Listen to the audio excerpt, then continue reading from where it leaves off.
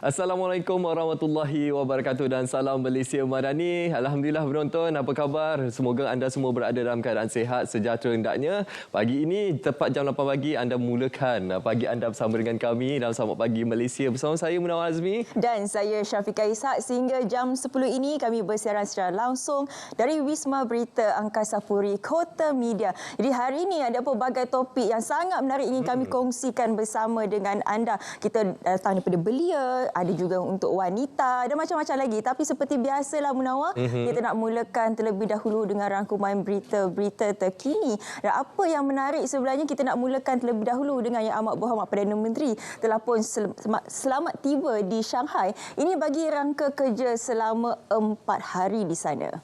Dan lawatan itu sebenarnya bagi memenuhi jemputan Perdana Menteri Lee Hsien agar Anwar menghadiri Expo Import Antarabangsa China yang ke-7 di Shanghai yang merupakan hub kewangan global. Dan untuk makluman anda, pesawat khas yang membawa Yang Amat Berhormat Perdana Menteri mendarat di lapangan terbang antarabangsa di Shanghai sekitar jam 9.50 malam waktu tempatan dan disambut Duta Besar Malaysia di Beijing Datuk Norman Mohamad dan Konsul Jeneral Malaysia di Shanghai Syed Farizal Amini Syed Mohamad. Dan untuk perincian berkenaan lawatan kerja Yang Amat Berhormat Perdana Menteri, pastinya antara tumpuannya adalah berkenaan dengan ekonomi dan juga pelaburan. Dan seperti yang kita sedia maklum, Malaysia mendapat pengiktirafan tertinggi iaitu sebagai Country of Honour untuk jemputan bagi Expo pada kali ini yang menggambarkan keakraban hubungan diplomatik di antara Malaysia dan juga China. Dan seperti yang kita sedia maklum, hubungan akrab di antara Malaysia dan juga China ini telah terjalin sejak 1974 yang lalu, iaitu pada 50 tahun yang lalu. Dan ini membolehkan Malaysia diiktiraf sebagai Country of Honour dan bagi menggambarkan bagaimana perincian lawatan kerja ini sebagai salah satu usaha untuk mengeratkan lagi hubungan. Lagi-lagi bila pada tahun 2025 nanti Malaysia mengangkat peranan sebagai pengerusi ASEAN. Sedikit lagi perincian berkaitan dengan lawatan rasmi selama 4 hari ini kalau kita boleh perincikan. Dan di sini di mana fokus kali ini ekonomi, jadual yang padat menanti Perdana Menteri, antaranya sesi bertemu syarikat yang berpotensi membuat pelaburan ke Malaysia. Di Yang Amat Berhormat Perdana Menteri juga akan mengadakan pertemuan bersama-sama The China International Capital Corporation dan juga menghadiri high level meeting dengan Huawei Senior Executive. Jadi antara lain Perdana Menteri juga akan bertemu 9 syarikat yang berpotensi dan mengadakan sesi meja bulat bersama-sama 23 Captains of Industry. Baik, dalam satu perkembangan yang lain pula, ini berkaitan dengan Malaysia akan menggunakan sidang kemuncak negara Arab Islam bagi menghentikan serangan Israel. Jadi Yang Amat Berhormat Perdana Menteri akan membawa mandat Malaysia untuk menoktahkan keganasan Israel pada sidang kemuncak ini pada 11 November nanti. Jadi beliau menegaskan bahawa Malaysia akan memberikan sokongan penuh terhadap aktiviti agensi bantuan dan kerja pertubuhan bangsa-bangsa bersatu untuk pelarian Palestin dan juga melaksanakan khidmat kemanusiaan untuk rakyat negara itu. Okey, kita nak beralih kepada perkembangan cuaca dalam negara seperti yang kita sedia maklum yang telah pun dikeluarkan oleh Jabatan Meteorologi Malaysia berkenaan dengan permulaan monsun Timur Laut 2024-2025 atau lebih dikenali sebagai musim tengkujuh di Malaysia dijangka bermula pada hari ini iaitu 5 November 2024 dan berterusan sehingga Mac 2025 dan dalam tempoh ini 5 hingga 7 episod hujan lebat dijangka berlaku. Jadi untuk perincian anda boleh terus saja ke laman media sosial Jabatan Meteorologi Malaysia untuk kita sentiasa berwaspada dan kita cakna terhadap keadaan cuaca. Lagi-lagi bagi anda yang berada di kawasan yang dikategorikan sebagai hotspot banjir. Ya, kita lihat perkembangan di luar negara. Ini berkaitan dengan ribut tropika Christine yang melanda Filipina. Malaysia teguh bersama beri bantuan kemanusiaan. Jadi kalau kita boleh lihat penderitaan yang dihadapi oleh penduduk Filipina susulan ribut tropika Christine yang melanda negara itu. Jadi setiap bantuan yang kita berikan ini juga sebagai memperkukuhkan lagi perencanaan dan tindak balas tangkas terhadap bencana.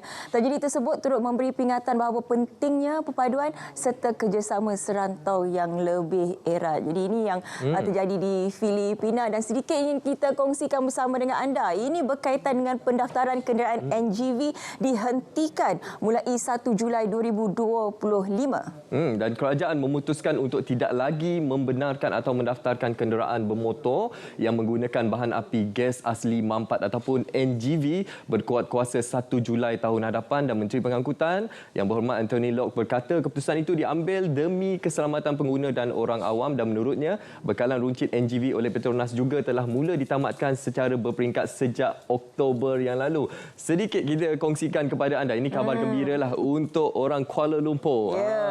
Mungkin yang baru balik daripada bercuti hari itu, dia baru balik. Ini polis tawar 50% diskaun saman bermula hari ini hinggalah Sabtu. Jadi ini kepada pesalah trafik.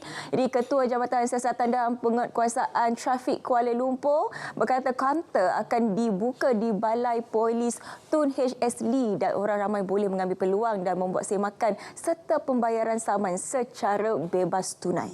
Dan kesalahan tu ada beberapa lah. Jadi kalau anda nak tahu, ada beberapa yang dibolehkan untuk mendapat diskaun tersebut. Jadi perinciannya boleh saja terus ke media sosial ataupun Instagram Berita RTM. Okey, selepas ini banyak lagi yang akan kami bawakan, kami kongsikan kepada anda untuk segmen-segmen istimewa pada hari ini. Tapi sekarang ini kita berhenti berehat seketika. Jangan ke mana-mana. Selamat pagi Malaysia.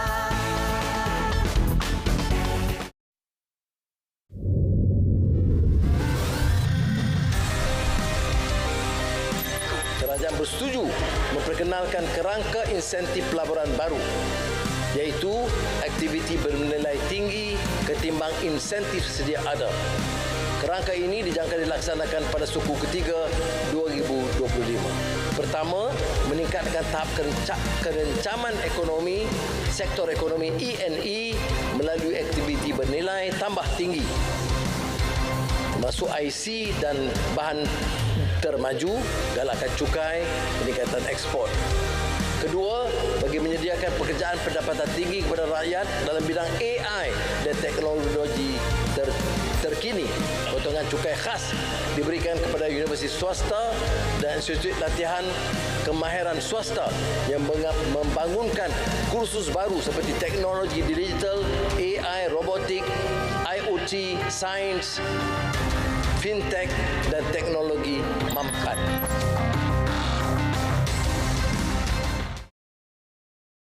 Kita patut jadi negara sihat. Islam itu menekankan keperluan menjaga kesihatan. Kami Malaysia nombor 1 dari segi penyakit kerana menelan, menghirup gula berlebihan. Kita perlu lihat bukan hanya gula putih kita ambil ni, tapi kita perlu lihat gula-gula yang tersembunyi. Contohnya kalau kita ambil makanan-makanan bertin, dalam tu dah ada gula dah. Kita ambil pula sos cili, sos tomato dan sebagainya, dalam tu pun dah ada gula. Kita pergi pula dekat kedai nasi kandar, bahkan pula yang berkuah-kuah semua kan, dalam tu pun dah ada gula tambahan.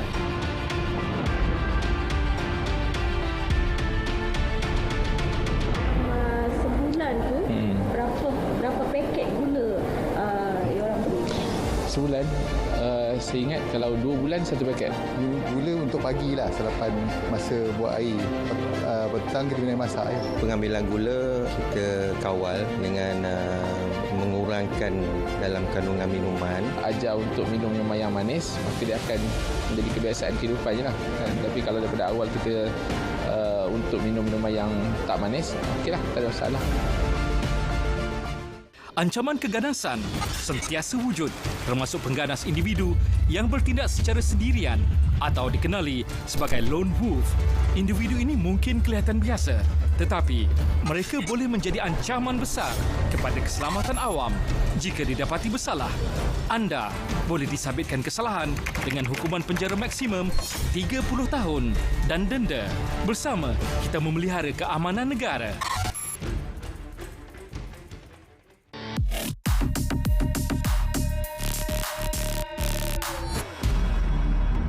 Tular di TikTok, amaran kononnya komunis boleh berkuasa di negara ini.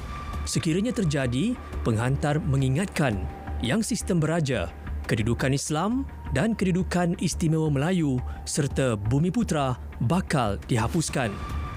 Semakan pasukan biar betul mendapati hantaran tersebut berbaur hasutan.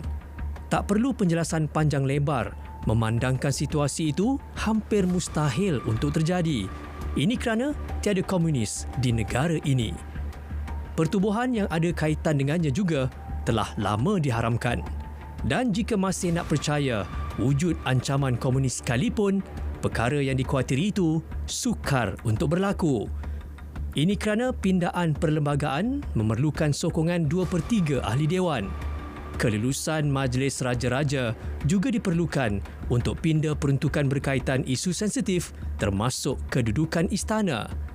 Usah khawatir dengan perkara dimaksudkan, tiada sesiapa yang terancam, melainkan si tukang tular yang sibuk mainkan isu 3R. Terima bahan fitnah atau disyaki tidak betul, segera lapor ke MCMC. Biar betul, tak pasti, jangan kongsi.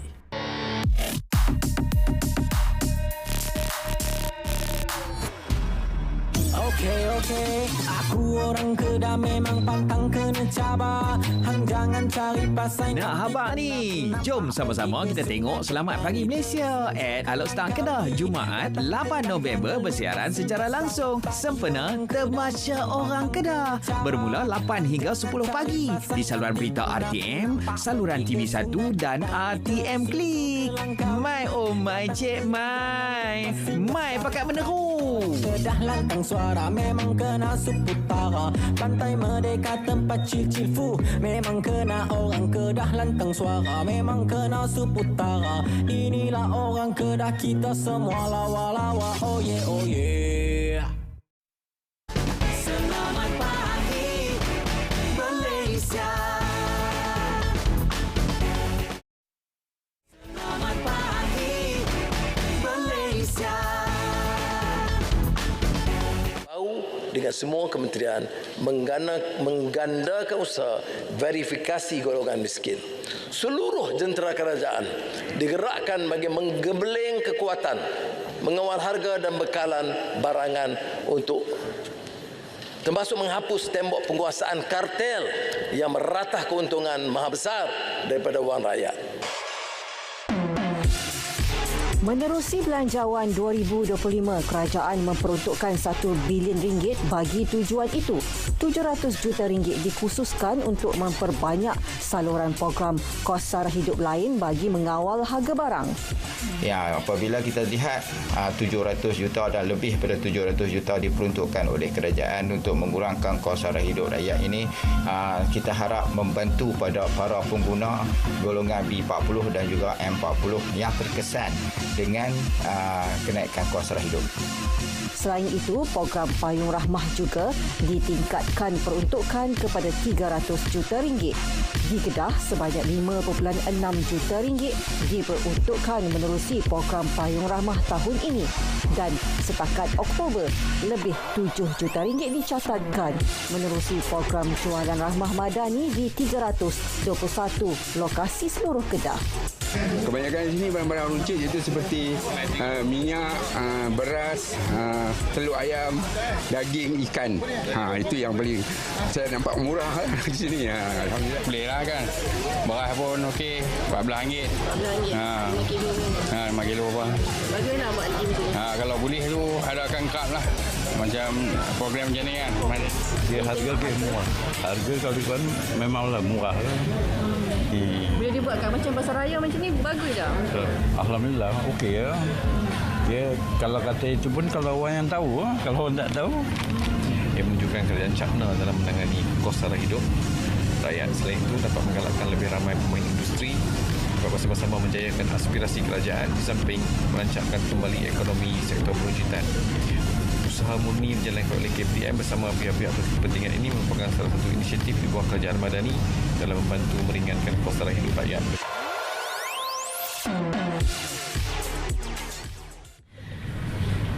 Belanjawan 2025 antara belanjawan terbaik negara bagi menggalas dan mengisi keperluan rakyat dalam menangani kos sara hidup. Inisiatif Payung Rahmah antara yang sedang berlangsung dan semakin mendapat sambutan rakyat. Nur Hidayah Anwar, RTM. Selamat pagi Malaysia.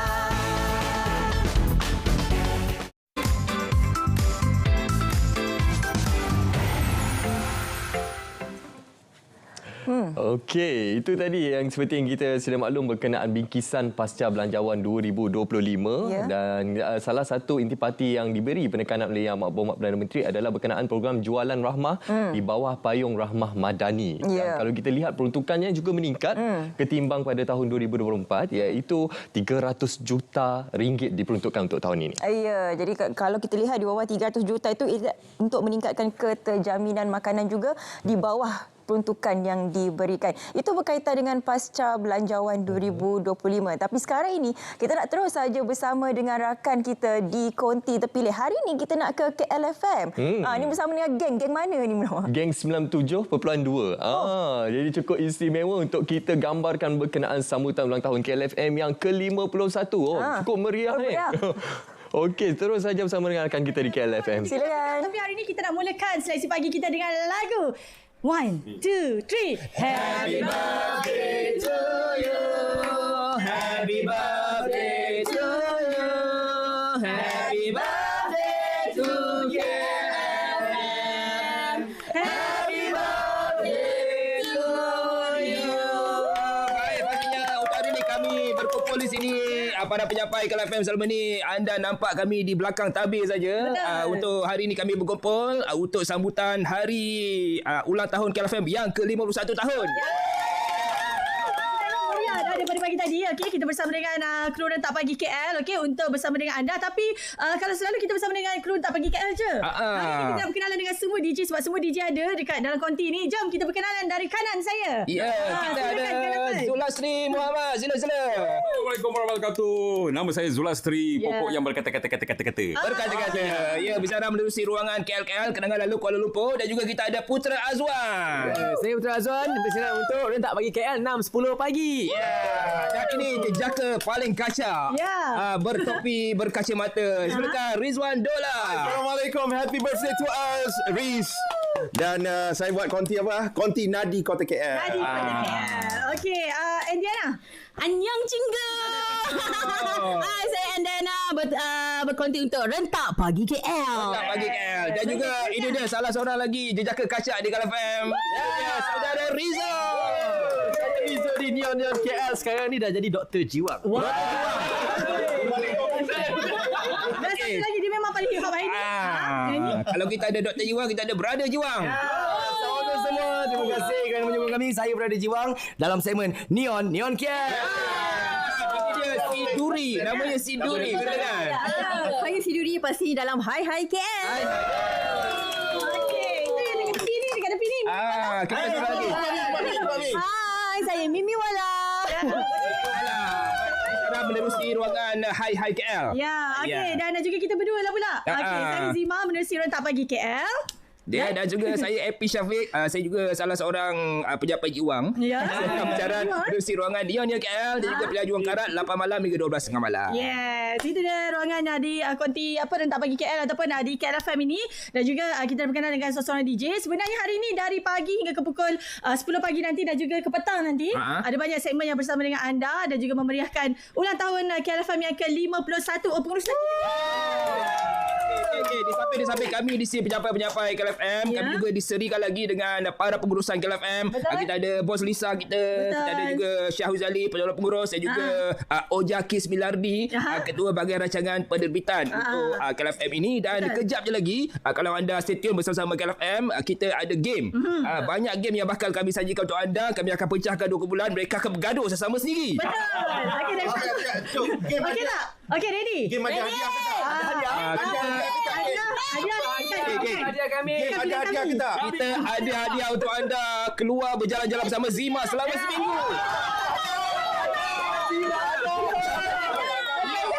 InsyaAllah juga kita juga akan bersama dengan pengarah bahagian program radio Cik Tengah Yusof dan juga beliau akan main game dengan kita lah. Okay, jadi siapa yang tak nak keluar dengan saya tadi tu? Kalau tak ada kekeliruan. Okey, dan untuk anda juga sepanjang 2024 ini banyak rancangan menarik telah pun kami sajikan untuk anda. Antaranya kita ada Lepak, kita ada 34 je setiap hari Jumaat, Sabtu dan juga Ahad. Dan juga kita ada Zoom In, rancangan baru yang sebelum ni #IniCartaKL dan juga bertukar kepada Zoom In dan banyak lagi yang bakal menanti anda untuk tahun 2025 nanti. Jadi sepanjang hari ini jangan lupa untuk bersama dengan KLFM, okey, untuk ulang tahun yang ke-51 kami. Okey, bersama dengan kami di TikTok KLFM, KLFM Official, fanpage KLFM, KLFM Rentak Interaktif Kota, RTM Klik dan juga 97.2 frekuensi KLFM. One more. Happy birthday to you. Happy birthday to you. Happy birthday to KLFM. Happy birthday to you. Baik, untuk waktu ini kita kembali kepada Munawar dan juga Syafiqah di Selamat Pagi Malaysia. Terima kasih. Allah selamatkan kamu. Tahniah. Lebih tua daripada kita lah. Kita SPM 40 tahun. Abang adik lah korang. 51 tahun. Jadi kita ucapkan selamat ulang tahun kepada KLFM. Jadi kita doakan semoga yang terbaik untuk KLFM. Semoga terus berjaya dan juga maju di masa depan. Betul. Itu dia geng 972. Baru kita faham. 972 frekuensi mereka. KLFM. Kan? Ya, betul. Jadi bila kita menyentuh mengenai Kuala Lumpur ini, ada satu sidang yang bakal berlangsung tidak lama lagi. Ini sidang kedua untuk tahun 2024. Sidang Belia Wilayah Persekutuan yang bakal berlangsung pada 8 hingga 11 November. Ini merupakan persidangan kedua bagi tahun 2024 yang menyaksikan persidangan di mana semua ahli Belia Wilayah Persekutuan mewakili suara belia. Jadi kita nak mengetahui dengan lebih lanjut. Terlebih dahulu kita perkenalkan tetamu di studio pada hari ini iaitu Encik Khairul Muzammil Ishak yang merupakan Presiden Idealis Kebangsaan dan juga turut bersama kita adalah Wan Khairun Sofia ahli sidang Belia Wilayah Persekutuan. Assalamualaikum, selamat pagi. Waalaikumsalam warahmatullahi wabarakatuh. Ya, sebelum kita perincikan mengenai sidang untuk kali kedua ini, boleh perincikan apa sebenarnya matlamat sidang Belia Wilayah Persekutuan ini? Assalamualaikum warahmatullahi wabarakatuh. Saya ucapkan terima kasih bagi pihak Jabatan Wilayah Persekutuan kerana menjemput kami dalam Selamat Pagi Malaysia untuk sidang Belia Wilayah Persekutuan. Sidang Belia Persekutuan ni dia sama seperti sidang Parlimen Belia ataupun sidang-sidang daripada negeri lain. Contohnya sidang Belia Perak dan juga Pahang, Terengganu dan sebagainya. Dan inisiatif ni Pertubuhan Idealis Kebangsaan mencetuskan idea ini di peringkat wilayah persekutuan. Sebenarnya idea ini dah lama. Tapi oleh kerana tak disambut oleh kepimpinan sebelum ini, yang mana kita nak mendengar suara anak muda bandar ini. Sebenarnya banyak isu ataupun banyak perkara-perkara yang mereka nak sampaikan pada kita. Kadang-kadang mereka pun tak dapat saluran yang mana yang betul. Jadi pada kali ini, pada tahun ini, alhamdulillah Menteri Wilayah Persekutuan YB Zaliha menyambut orang kata paperwork kita lah. Paperwork NGO Pertubuhan Idealis untuk kita membuat satu sidang. Kalau tempat lain dipanggil sidang Dun Belia. Kita tidak. Kita dipanggil sidang Belia Wilayah Persekutuan. Sebab kita tak ada Dun. Kita just ada parlimen. Jadi tercetusnya idea itu, maka kita mulakan dengan peluncuran pada bulan Julai tahun ini. Dan seterusnya persidangan itu berlangsung pada bulan, saya rasa lupa saya bulan apa itu lagi. Dan ini adalah merupakan persidangan kedua.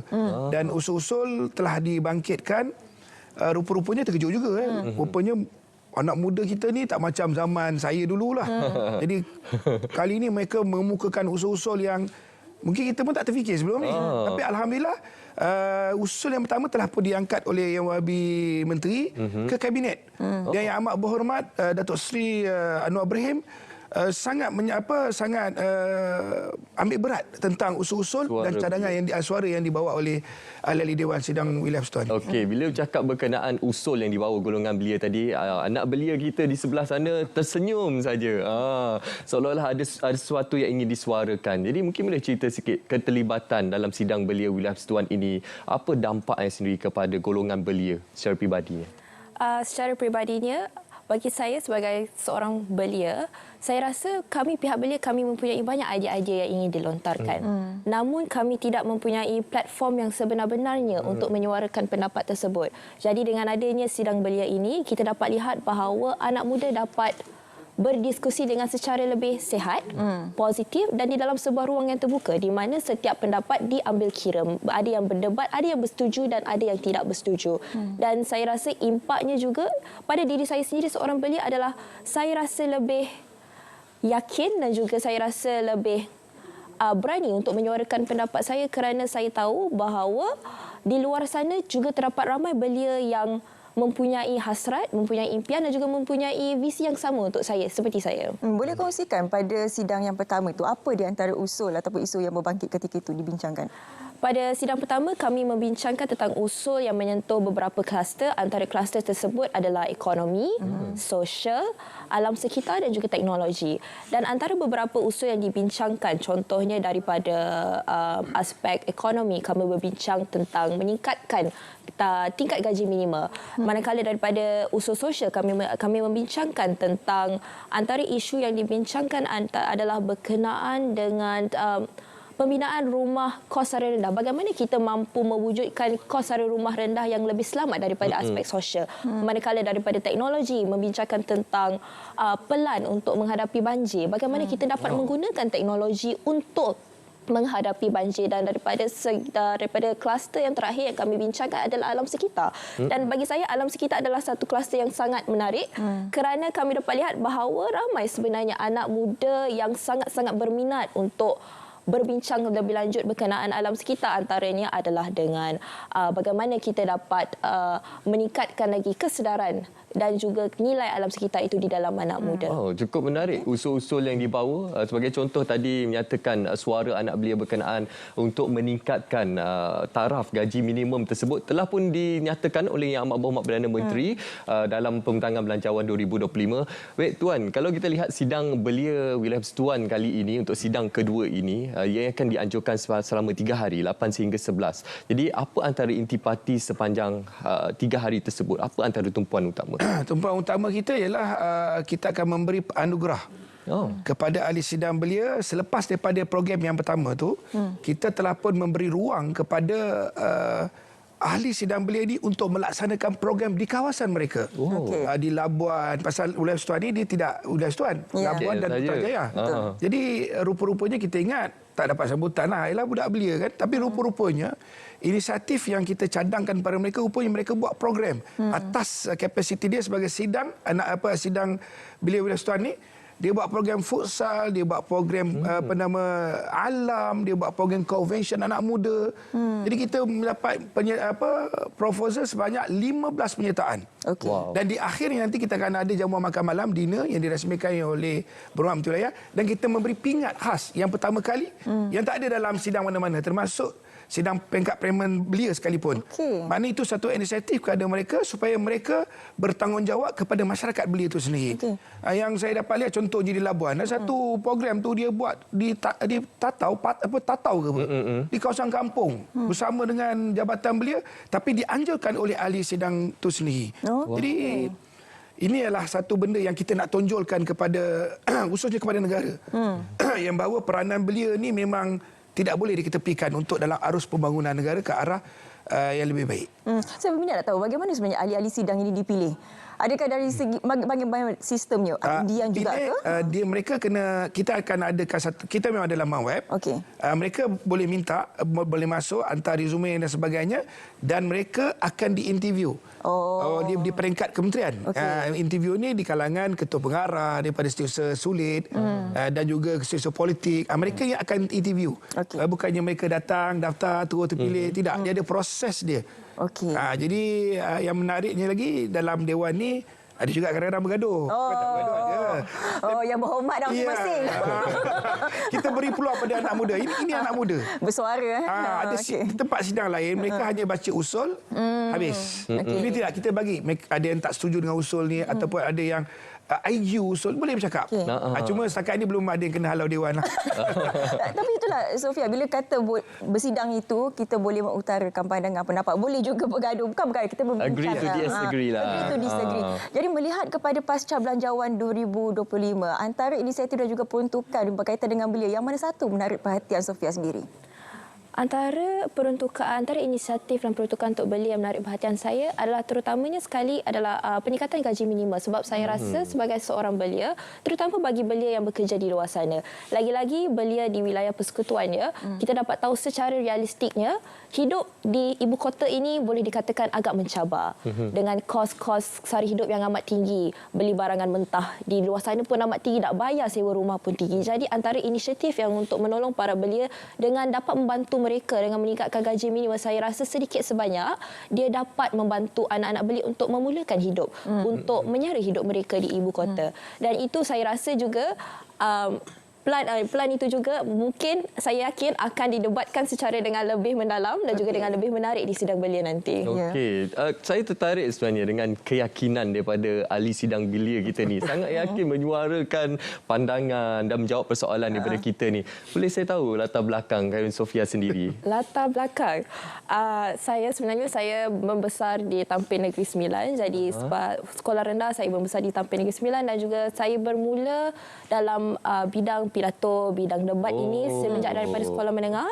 Saya pergi ke Kolej Yayasan Saat Melaka, jadi di situ mereka menggilap saya lah. Dan saya juga sebenarnya bermula dengan program-program seperti parlimen ini pada usia 16 tahun. Program pertama saya adalah parlimen digital. Jadi dari situ bermulanya minat saya dan akhirnya pada masa sekarang saya seorang pelajar jurusan undang-undang dan berada dalam sidang belia. Macam Tuan sendiri bagaimana melihat sidang belia wilayah persekutuan ini merupakan satu platform yang terbaik untuk belia menyuarakan pandangan dan pendapat mereka? Sebenarnya sudah tiba masanya belia, kita kena beri ruang seluas-luasnya kepada belia. Kalau dulu masa zaman saya kita pun dah berumur dah, jadi zaman kita ni kita tak boleh nak bercakap. Kita hanya bercakap dari segi tulisan, dalam bentuk laporan akhbar. Tapi kini belia dah boleh menyampaikan maklumat-maklumat mereka dan kita nak elakkan pada mereka menyatakan ketidakkepuasaan mereka dalam media sosial. Ini yang kita bimbang. Sebab itu kita wujudkan sidang wilayah persekutuan ini untuk mereka membawa usul-usul yang mereka rasa perlu untuk mereka bercakap dan luahkan dan idea-idea. Dan hari ini kumpulan belia, idea mereka kadang luar daripada pemikiran kita. Jadi itulah yang saya harap pada tahun depan Jabatan Wilayah Persekutuan akan meneruskan program ini dan kita akan pilih golongan belia yang baru pula menjadi ahli sidang. Sebab ahli sidang yang hari ini kita kira pencen je lah. Jadi di luar sana kalau ada ahli anak-anak muda wilayah persekutuan yang lahir di wilayah ataupun bermaustatin di wilayah, bolehlah datang untuk pada berapa bulan, pada 8 hari bulan di di Vivatel datang ke sana. Okey, jadi itulah sering kali kita dengarkan. Jika kita nak lihat masa depan negara kita, kita perlu lihat pemuda-pemudi pada hari ini. Inilah salah satu contohnya yang sangat membanggakan untuk kita lah, penuh dengan keyakinan untuk menyuarakan pandangan, mewakili golongan belia di Malaysia. Kita hanya menyediakan platform untuk mereka. Saya ada pergi ke laman web ataupun laman sawang sidang belia persekutuan, tapi saya tengok pendaftaran dah ditutup. Itulah saya untuk sekali lawan tutup. Sebab tu saya tanya terus terang tadi macam mana dipilih kan. Tapi kalau masuk kita lulus sajalah. Betul kan? Okey, ada kan live ni kan. Okey, terima kasih kita ucapkan kepada kedua-duanya, Tuan Khairul Muzamil Ishak, Presiden Idealis Kebangsaan, dan juga Wan Khairun Sofia, ahli sidang belia wilayah persekutuan. Jadi kita sama-sama nantikan 8 hingga 11 November ini sidang belia wilayah persekutuan yang merupakan persidangan kali kedua. Apa di antara usul-usul yang bakal didebatkan nanti, sama-sama kita tahu nantilah. Mungkin akan datang lagi ke Selamat Pagi Malaysia. InsyaAllah. Okey, daripada bercerita berkenaan sidang belia wilayah persekutuan, kita beralih ke utara tanah air. Kita nak ke negeri Perlis untuk kita mengetahui berkenaan pelajar dan pemekasaan inovasi. Jadi terus saja bersama dengan rakan pelapor kita, Sofi Syamsuddin. Silakan. Baik, cerita pagi Perlis saya bawakan kepada anda dari Sekolah Kebangsaan Bohong Mali dalam program Hari Inovasi dan Kurikulum yang mengetengahkan pelbagai ciptaan dan inovasi anak pelajar sekolah ini. Lebih lanjut bersama dengan saya pada pagi ini ialah penolong kanan pentadbiran Sekolah Kebangsaan Bohong Mali, iaitu Cikgu Muhammad Faizi Syuib. Baik, terima kasih Cikgu untuk pagi ini. Dan Cikgu, boleh Cikgu ceritakan berkaitan dengan program Hari Inovasi dan Kurikulum ini, Cikgu? Okey. Hari Inovasi peringkat sekolah SK Bohong Mali kita adakan dari 4, 5 dan 6 November 2024. bertempat di kawasan sekolah. Okey, dan program ni melibatkan sekolah SK Buah Mali keseluruhannya dari tahun 1 hingga tahun 6. Seterusnya sekolah di sekitar kawasan PKP Simpang 4 seperti SK Sungai Bombang, Islah Raya Pendah, SK Simpang 4 dan juga sekolah di luar kawasan PKP kita, itu sekolah Serindra dan juga sekolah Jejawi. Okey. Jadi cikgu, mungkin kalau kita lihat mungkin dari segi tujuan utama program ini kita anjurkan mungkin setiap tahun ataupun kali ini, cikgu. Okey. Program ni kita anjurkan buat julung-julung kalinya yang terbesar, yang melibatkan banyak sekolah dan juga banyak agensi yang terlibat. Sebelum ni kita adakan hanya di peringkat sekolah saja. Kita ada sebelum ni dari tahun lepas pun kita ada buat, tapi hanya di peringkat sekolah. Pada tahun ni kita melibatkan lebih banyak agensi dan sekolah lain, yang terutama untuk pelibatan lebih ramai murid. Jadi kalau kita lihat mungkin antara aktiviti atau produk yang kita ketengahkan dalam program pada kali ini. Okey. Kami SK Buah Mali kita baru lepas menyertai dan memenangi pertandingan inovasi di peringkat antarabangsa di Universiti Anjuran Universiti Utara Malaysia, dan mendapat 2 pingat emas, 2 pingat perak dan 1 pingat gangsa. Jadi hasil daripada program tersebut, penyertaan tersebut, kita ingin mengetengahkan bakat murid untuk lebih tinggi ke peringkat yang lebih tinggi, untuk sama-sama terlibat, dan bukan hanya pelibatan yang melibatkan sesetengah murid saja. Kita nak merangkumi keseluruhan murid yang berada di sekolah ni. Jadi cikgu, mungkin yang terakhirlah sebagai guru penolong kanan di sini, mungkin harapan berkaitan dengan program-program seumpama ini dianjurkan di SK Buah Mali ini sendiri. Okey, besarlah harapan saya untuk program ini diteruskan, dan diharapkan Buah Mali akan menjadi pioneer project untuk program ni dibuat di peringkat negeri Perlis. Dan ramai yang beranggapan program ni hanya melibatkan sesetengah murid, pelajar yang pandai, hanya pelajar yang boleh pintar bercakap, tapi sebenarnya program inovasi dan co-curriculum ni dia boleh melibatkan semua latar belakang murid, daripada yang pelajar yang sederhana hingga pelajar yang cemerlang dalam akademik. Sebab dia membantu dalam pengajaran dan pembelajaran di dalam kelas. Okay, baik, terima kasih cikgu untuk pagi ini. Jadi mungkin program sebegini kalau kita dilihatkan perlu untuk diketengahkan oleh pihak sekolah bagi menarik minat anak pelajar dalam aktiviti reka cipta, sekaligus melahirkan pelajar yang lebih kreatif dan inovasi. Baik, itu dulu dari Perlis. Kembali semula kepada rakan tugas di studio, silakan.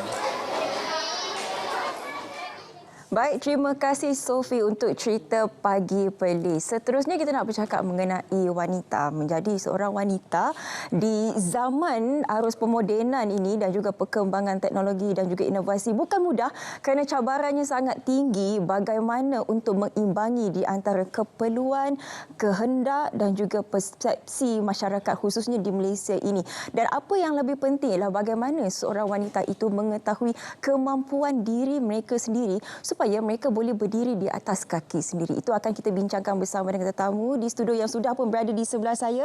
Saya kenalkan terlebih dahulu Profesor Madya Dr. Nurbaya Abdul Kadir, Pensyarah Kanan Pusat Kajian Psikologi Kesejahteraan Manusia, Fakulti Sains Sosial dan Kemanusiaan UKM. Assalamualaikum, selamat pagi Doktor. Waalaikumsalam Ika. Ya.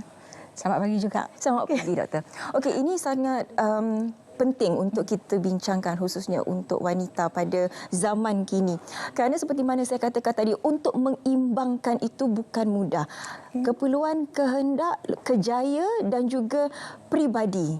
Bagaimana sebenarnya perkara ini, Doktor? Okey, pertama kali kita kena tahu tentang kemampuan diri. Maknanya kita kena pastilah kemampuan diri kita tu bagaimana. Selalunya kita melihatlah apa potensi ataupun bakat yang ada dalam diri kita dan dalam masa yang sama bagaimana kita mengurus kehidupan kita. Sebab kita bercakap tentang kerja dan juga kehidupan.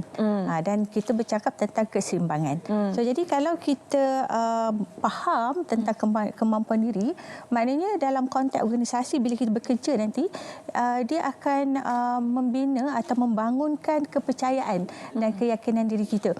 So bila kita sebut kepercayaan dan keyakinan, so maknanya kita boleh ataupun kita boleh membuat keputusan dalam konteks pekerjaan bukan orang buat keputusan untuk kita. Bukan ketua buat keputusan untuk kita, tapi kita sendiri boleh buat keputusan dengan baik dan kita boleh mengurus konflik sebab di dalam setting ataupun latar kerja ini ada masanya ada konflik. Betul. Konflik ni banyak sebenarnya kan, tapi kita boleh reduce lah, maknanya kita kurangkan konflik itu. Jadi kalau kita tahu kemampuan kita bagaimana untuk mengendalikan konflik, so maka konflik itu dapat kita selesaikan dengan lebih baik kan. Dan kemudiannya kita boleh menerima kritikan. Kan itu yang paling susah saja orang nak kritik kita kan. Betul. Ada je kan, ada setengah-setengahnya mungkin membuat satu penilaian yang positif pada kita. Tapi ada juga mungkin mengkritik apa yang kita buat. Walaupun kritikan itu kita nampak membina, tapi bagi setengah-setengah orang kalau dia sensitif mungkin dia tak terima. Sebab itulah pentingnya kita memahami tentang kemampuan diri. Dan kemudiannya dalam konteks organisasi juga kalau kita ni adalah seorang ketua ataupun pemimpin dalam organisasi, gaya kepimpinan itu penting. So kita nak gaya kepimpinan yang efektif. Antaranya selalu kita dengarlah gaya kepimpinan transformasi dan demokrasi. Contohnya lah kan. So bila kita sebut gaya kepimpinan yang transformasi dan demokratif itu, dia menekankan konsep kolaborasi, komitmen and then perubahan positif organisasi dan juga suasana kerja yang harmoni.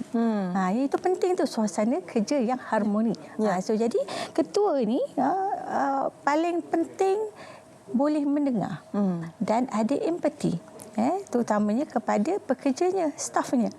Sebab ini akan menyelesaikan banyak konflik ataupun masalah sosial dalam organisasi. So kalau ketua kita ada sifat ini, maka pekerja, kita sebagai pekerja lah akan lebih bersikap terbuka untuk berkongsi masalah di tempat kerja. Jadi kuranglah konflik di tempat kerja tu tadi dan akhir sekali kita nak cerita berkenaan dengan gender, lelaki dan perempuan.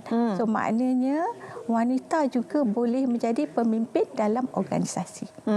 Tapi itulah dilemanya datang di sini apabila wanita itu menjadi seorang pemimpin, untuk mendapatkan hormat daripada semua, seperti mana tadi doktor katakan, kita perlu ada sistem demokrasi, kena ada kolaborasi, tapi untuk mendapatkan kerjasama daripada semua itu bukan mudah, apatah lagi datangnya daripada pemimpin wanita. Itu yang pertama. Yang kedua, apabila menjadi seorang pemimpin wanita, di sini datangnya apabila ada persepsi yang merasakan bahawa pemimpin wanita ini apabila terlalu dominan, akhirnya agak sukar untuk mereka mendapat ataupun berjumpa dengan pasangan. Ada lelaki takut pula dengan wanita-wanita yang terlalu berkejaya atau terlalu bersifat berkepimpinan ini, doktor. Syafiqah, bagi saya sesuatu yang sukar untuk saya jawab. Okey. Ini kita nak cakap pada wanita bujang lah yang menjadi ketua dalam sebuah organisasi. Okey, ciri ketua tu penting. Jadi tegas tapi lembut. Kan? Jadi kalau seorang lelaki boleh menerima seadanya calon isteri ataupun calon isteri yang sememangnya menjadi pemimpin atau ketua dalam organisasi, InsyaAllah tak ada masalah di situ. Yang penting menerima. Yang penting menerima.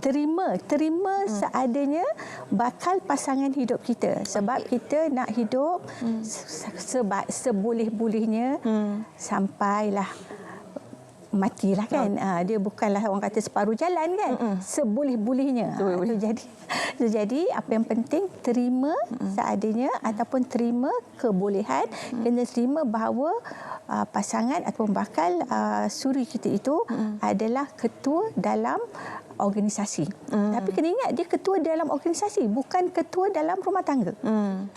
So jadi kalaulah kita faham tentang peranan ini, wanita ini peranannya adalah secara tradisi ya. Walaupun wanita ni ada banyak peranan ya. Sekarang ini zaman sekarang, peranan sebagai ibu, peranan sebagai isteri, kan?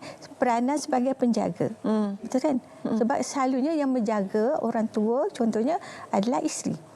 Kan walaupun memanglah suami ada tanggungjawabnya, tetapi kebanyakannya peranan tradisi ni saya sebut adalah diserahkan kepada wanita. Ibu, isteri. Kalau tadi kita cakap mengenai bujang, ini pula untuk kita tahu kemampuan diri, kita bercakap mengenai seorang isteri. Okey, ini situasinya sudah berumah tangga, mungkin rumah tangga tersebut mungkin ada konflik, tetapi mereka merasakan tidak boleh keluar daripada rumah tangga itu kerana mereka merasakan bahawa tidak mampu untuk berdikari, tidak mampu untuk besarkan anak sekiranya keluar daripada keluarga ataupun kita kata cerailah. Jadi bagaimana dengan dilema wanita sebegini? Okey, adakah Syafiqah maksudkan isi tadi adalah suri rumah. Ya, suri rumah. So maknanya kita ada satu istilah yang dipanggil entrapment ataupun terperangkap dalam situasi yang kita sebutkan tadi. Okey. Nak keluar tak boleh kan, kita takkan nak tinggal anak macam tu saja kan. So jadi sama ada kita suka ataupun tidak suka, kehidupan perlu diteruskan. So maknanya macam mana nak caranya, macam saya sebut tadi, kita kena reducekan konflik. Contoh paling mudah, si rumah selalu kita anggap tak bekerja.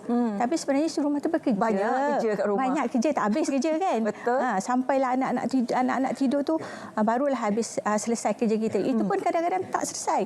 Ada juga yang rajin mengemas ataupun membersihkan rumah selepas anak-anak tidur.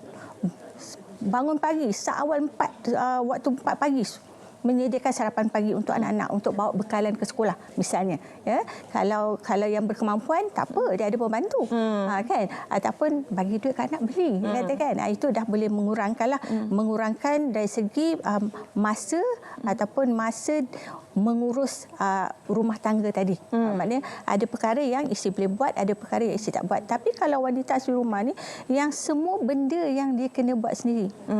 So jadi kena uruslah satu persatu, mana yang boleh, mana yang tak boleh, letakkan keutamaan, mana yang perlu didahulukan, mana yang perlu dikemudiankan. Kalau katalah anak itu penting dalam hidup kita, so dahulukan anak. Suami tak apa, suami dia independen. Suami dia kan, suami boleh buat. Suami boleh buat. Kita jaga diri dulu. Tapi suami kena bantu.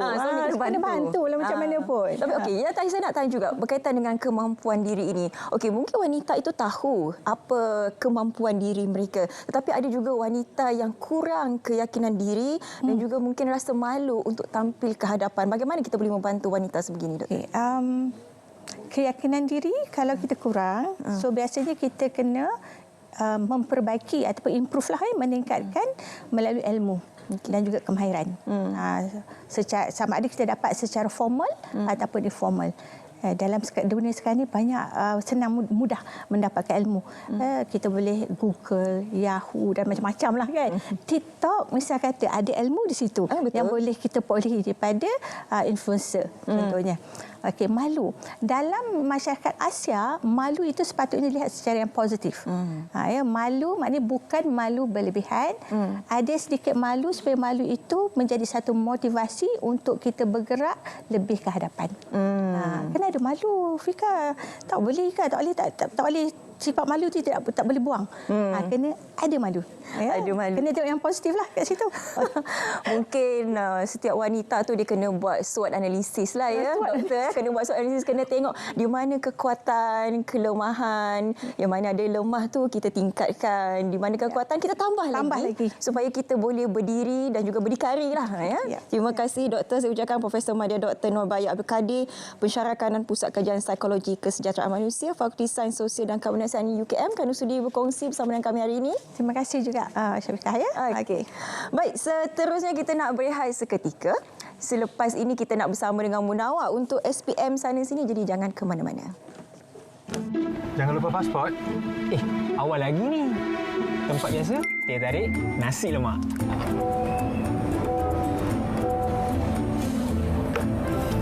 Kenapa ni? Komen-komen netizen.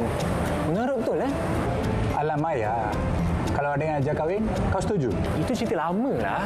Jangan mudah percaya. Ramai kata like dan komen. Hari ini saya belanja.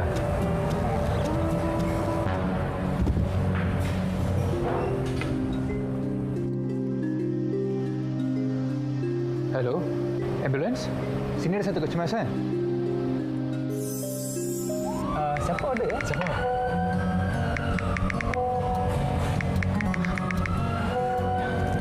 Jangan lupa yang kami di sini.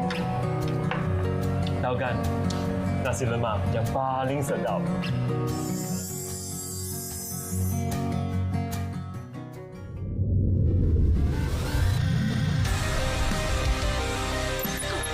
Tahun depan, pendidikan berkaitan AI akan diperluas ke semua universiti penyelidikan dengan peruntukan 50 juta ringgit. Universiti Melaya menumpukan AI bidang perubatan bagi menangkis tantangan penyakit maut seperti kanser. Universiti Putra Malaysia menubuhkan pusat teknologi dan pengurusan kriptologi Malaysia dengan kerjasama NAXA bagi menyusul AI perkomputeran kuantum sebagai persiapan mendepani ancaman keselamatan cyber serba rumit. Ini satu kebanggaan kita kerana mereka telah dianggap di antara yang teratas 10 institusi pendidikan universiti terbaik di dunia dalam bidang ini. Sebab itu kita bagi perhatian khusus. Universiti Sains Malaysia menerusi AI semiconductor, hub semiconductor dunia, terutama dengan Intel dan Infineon. UKM meneruju AI alih bahasa supaya mengangkat bahasa Melayu sebagai bahasa ilmu. Okey, Mardia Hotel and Suite baru-baru ini menerima anugerah Hotel Mesra Muslim terbaik oleh industri pelancongan Malaysia. Jadi hari ini saya sangat berbesar hati bersama dengan dua-dua tetamu yang mewakili Mardia Hotel and Suite ini. Saya kenalkan terlebih dahulu, di sebelah saya Timbalan Pengarah Urusan Mardia Hotel and Suite, Hajah Munira, Datuk Seri Haji Muhammad Rafiq, dan juga di sebelahnya Pengurus Besar Hotel Bahrul Ismaranur. Assalamualaikum, selamat pagi. Assalamualaikum warahmatullahi wabarakatuh. Pertama sekali tanya, kalau kita boleh lihat di hadapan ini banyak sebenarnya anugerah-anugerah yang dimenangi oleh Mardia Hotel. Okey, apa perasaan ketika menerima anugerah ini, Puan? Masya Allah, Alhamdulillah. Terima kasih Syafiqah. Sama. Alhamdulillah, kami bersyukur, sangat bersyukur kehadirat ilahi di atas kurniaan anugerah-anugerah ini. Sebab anugerah ini semua adalah cerminan komitmen kami terhadap industri pelancongan, dan kami nak tunjukkan kami yang kami boleh buat yang terbaik. Dan kemudiannya untuk pengetahuan Syafiqah, sebenarnya Mesra Muslim ni dia tak bermaksud hanya terhad kepada yang Muslim saja. Kita tak kira apa-apa bangsa ke agama, semua boleh datang untuk try kami punya perkhidmatan, try kami fasiliti, insya-Allah. Dan rata-rata kami memang dapat banyaklah feedback daripada syarikat-syarikat korporat yang datang buat booking dengan kami. Syukur sangat semua bagi yang orang kata feedback yang sangat bagus, dan memang ada yang repeat banyak kali pun ada. Syukur sangat. Dan yang paling orang kata yang bestnya, anugerah ni dia jadi macam motivasi kepada kami untuk terus jadi yang terbaik. Dan saya sebagai timbalan pengarah urusan, saya orang kata saya terharu, sangat menghargai segala jasa-jasa yang orang kata yang sentiasa bagi kami sokongan, terutamanya Motek, ITC, Tourism Malaysia, Brand Laureate, dan juga Universal Crescent Standard Center, dan juga kepada pelanggan-pelanggan kami yang tak henti-henti menyokong kami dari hari pertama lagi. Alhamdulillah. Jadi dengan pengiktirafan yang diberikan ini sebagai satu batu lonjakan lagi dan juga pembakar semangat untuk hotel ini sendiri. Jadi pastinya pelanggan-pelanggan juga mahukan sesuatu yang lebih lagi daripada hotel. Jadi untuk memastikan bahawa kualiti itu sentiasa berada ataupun mengikut standard yang ditetapkan, bagaimana langkah-langkahnya? Ya, terima kasih Syafiqah. Saya bersetuju dengan pandangan daripada Timbalan Pengarah Urusan. Kita sebenarnya mempunyai satu pelan perniagaan yang sangat baik, yang sangat jelas. Objektif perniagaan kita menjurus kepada standard halal dan juga mesra Muslim. So untuk jangka pendek dan juga jangka panjang. So kat sini kalau kita boleh katakan standard halal ataupun persediaan halal menjadi pemangkin kita. Keseluruhan outlet kita ataupun penginapan kita, fasilitis kita diadaptasi ke arah persediaan halal. Untuk pengetahuan Syafiqah, kita mempunyai 6 sedia halal di Hotel Madya, yang mana bahagian dapur kita, bahagian makanan dan minuman kita, kesemuanya disahkan halal oleh badan yang orang kata apa, yang mengkhususkan kepada penghalal seperti JAKIM, Majlis Agama Islam Negeri dan juga Jabatan Agama Islam Negeri. So halal ni memainkan peranan penting kerana penginapan ataupun makanan minum memerlukan halal, dan di sinilah pelanggan-pelanggan kita datang dan support ataupun beri sokongan kepada Madya Hotel. Selain pada itu, kita juga mempunyai latihan yang berterusan untuk kaki tangan kita, Syafiqah. Ini sangat penting. Di Madya Hotel and Suites kami menerapkan satu budaya kerja yang sangat baik, sangat efektif. Kami menyantuni pelanggan-pelanggan kami dengan seikhlas mungkin, sebaik hati, untuk memberikan satu pengalaman penginapan ataupun menjamu selera dengan sebaik mungkin di Madya. Ini antara yang kami buat di Madya, selain daripada anugerah yang kami dapat, Syafiqah. Saya antara pelanggan jugalah Madya ni. Jadi kalau pagi-pagi tu saya sarapan tu sentiasa dengar alunan-alunan kan. Betul. Rasa tenang je, sambil-sambil makan tu rasa tenang je. Makanan pun sedap. Pagi-pagi tu. Okey, kalau kita boleh lihat ini di hadapan ni antara anugerah-anugerah yang diterima oleh Madya Hotel and Suites. Mungkin boleh ceritakan juga bagaimana sebenarnya penilaian itu dilakukan? Okey, sebenarnya untuk penilaian yang dilakukan ini, dia ada beberapa langkah lah. Yang pertama sekali, dia akan datang dengan kriteria yang mana kita akan tengok kriteria penilaian tu, kita akan bincang dengan kita committee macam mana kita nak buat. Dan kalau macam saya punya pengurus besar ada kata tadi, kami ni ada tim halal. Kita ada tim halal ni, dia sentiasa dipantau oleh pegawai penasihat syariah kami. Lepas tu kami ada halal eksekutif yang orang kata secara teknikalnya dia akan tengok semuanya. Dia akan tengok, okey, dia tengok kriteria tadi, kita akan bincang, kita akan brainstorming dengan tim kami macam mana kami nak buat apa benda semua. Dan kemudiannya pihak penilai akan datang, pasukan penilai akan datang untuk menilai kami. Dia akan tengok kami punya perkhidmatan, fasiliti kami macam mana semua kan. Dan yang paling orang kata apa, bukan tu saja tau. Dia akan tengok ulasan pelanggan. Ulasan pelanggan ni. Saya dah bagi satu tadi ulasan. Alhamdulillah. Okey, kalau orang kata apa, ulasan pelanggan ni dia akan tengok daripada social media.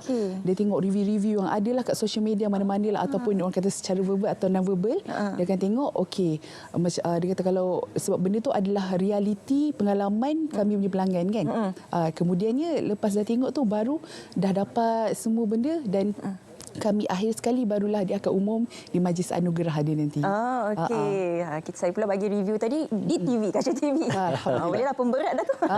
Okey, bila kita bercakap mengenai industri halal, pada suatu ketika dahulu mungkin tak ramai sebenarnya yang mengetahui bahawa industri halal ini boleh berkembang dengan pesat dan bukan sahaja tertumpu kepada Muslim. Tapi kalau kita melihat sekarang di Malaysia, berpusu-pusu sudah ramai sebenarnya yang mahu menjadikan perniagaan mereka itu sebagai mesra Muslim ataupun sesuatu yang halal. Jadi untuk macam MHS sendiri, bagaimana melihat industri perhotelan ini? Sebenarnya penting adanya mesra Muslim dan juga halal ini untuk lebih berkembang. Ya, betul Syafiqah. Kami secara berterusan berkolaborasi dengan agensi-agensi kerajaan, local authority ataupun kerajaan tempatan, syarikat-syarikat korporat, travel agency tempatan dan juga luar negara. Ini adalah kolaborasi yang memberikan satu perniagaan jangka pendek dan jangka panjang. Secara taktikalnya ialah inilah memenuhi perniagaan kami untuk memenuhi penginapan, okupansi bilik dan juga outlet-outlet kita. Kami menerima banyak pelanggan, of course domestic, one of yang paling besar, dan juga daripada antarabangsa Singapura dan juga Indonesia yang datang ke Madea Hotel. Inilah pengalaman mesra Muslim yang dinanti-nantikan ataupun yang hendak dikecapi oleh mereka semasa mereka menginap di Madea Hotel. Selain itu, kami juga berterusan di dalam hospitality, Syafiqah. Kita perlu ada satu inovasi. Di mana di Madea Hotel kami menggunakan beberapa aplikasi untuk memudahkan pelanggan kami yang menginap di hotel berurusan dengan kami. Kalau Syafiqah check-in hari ini, you just scan satu QR code di dalam bilik dan Syafiqah berkesempatan untuk berhubung dengan kita atas apa request atau permintaan yang ataupun services yang diperlukan oleh pelanggan kami. Contohnya jika pelanggan memerlukan order makanan minuman di masa yang dah lewat, so aplikasi ini mempermudahkan secara terus berhubung dengan bahagian kitchen ataupun bahagian F&B kami. Dan juga kalaulah ada apa-apa lagi yang memerlukan untuk services, juga kami secara langsung memenuhi permintaan pelanggan. So inovasi-inovasi ini sangat penting, Syafiqah, untuk kita memberi satu pengalaman yang berharga kepada pelanggan-pelanggan kita, Syafiqah. Itulah bukan sahaja mesra Muslim, mesra pelanggan ini dalam konteks yang lebih besar sebenarnya daripada Madea Hotel and Suite. Puan, harapan Puan untuk melihat bagaimana sebenarnya MHS ini lebih berkembang dan juga suatu hari nanti bukan sahaja ada cawangan di Malaysia tetapi juga boleh berkembang di luar negara. InsyaAllah. Okey, harapan saya semoga ada lebih banyak lagi hotel yang ada inisiatif untuk buat mesra Muslim. Sebab kita tahu demand mesra Muslim ni sangat tinggi sebenarnya. Dan bila rata-rata contoh kami dapat feedback contoh daripada Indonesia, Singapura, Brunei, semua bila dia orang datang dia kata kat mana lagi ada mesra Muslim? Sebab macam Syafiqah sendiri dah masuk ada alunan zikir, semua benda tu sangat menenangkan bila masuk kan. Okey, kemudiannya dan saya juga berharap ada hotel-hotel akan buat inovasi dari segi menyediakan makanan-makanan halal dan juga tempat solat. Tempat solat tu sangat penting, dia tak semestinya untuk pelanggan saja, untuk staf pun sama kita sediakan. Okey, dan kemudian akhir sekali saya berharap satu hari nanti Madea Hotel and Suite akan dapat menembusi pasaran global dan mana tahu kita boleh buka lebih banyak lagi cawangan, insya-Allah. Insya-Allah. Juga yang kita harapkan. Terima kasih Hajah Munirah, Datuk Seri Haji Muhammad Rafi, Timbalan Pengarusan Madea Hotel and Suite, dan juga selaku Pengurus Besar Hotel Encik Bahrun Ismara Nur kerana sudi bersama dengan kami hari ini. Jadi selaku pelanggan juga di Madea, jadi kepada anda yang berminat untuk mencari hotel yang mesra Muslim dan juga seperti mana saya katakan tadi, servis memang 5 bintang, makanan pun sedap. Jangan lupa untuk bersama dengan Madea Hotel and Suite. Okey, seterusnya kita nak melihat bagaimana sebenarnya ramalan kaji cuaca untuk hari ini. Terus saja bersama dengan Pegawai Met Malaysia. Silakan.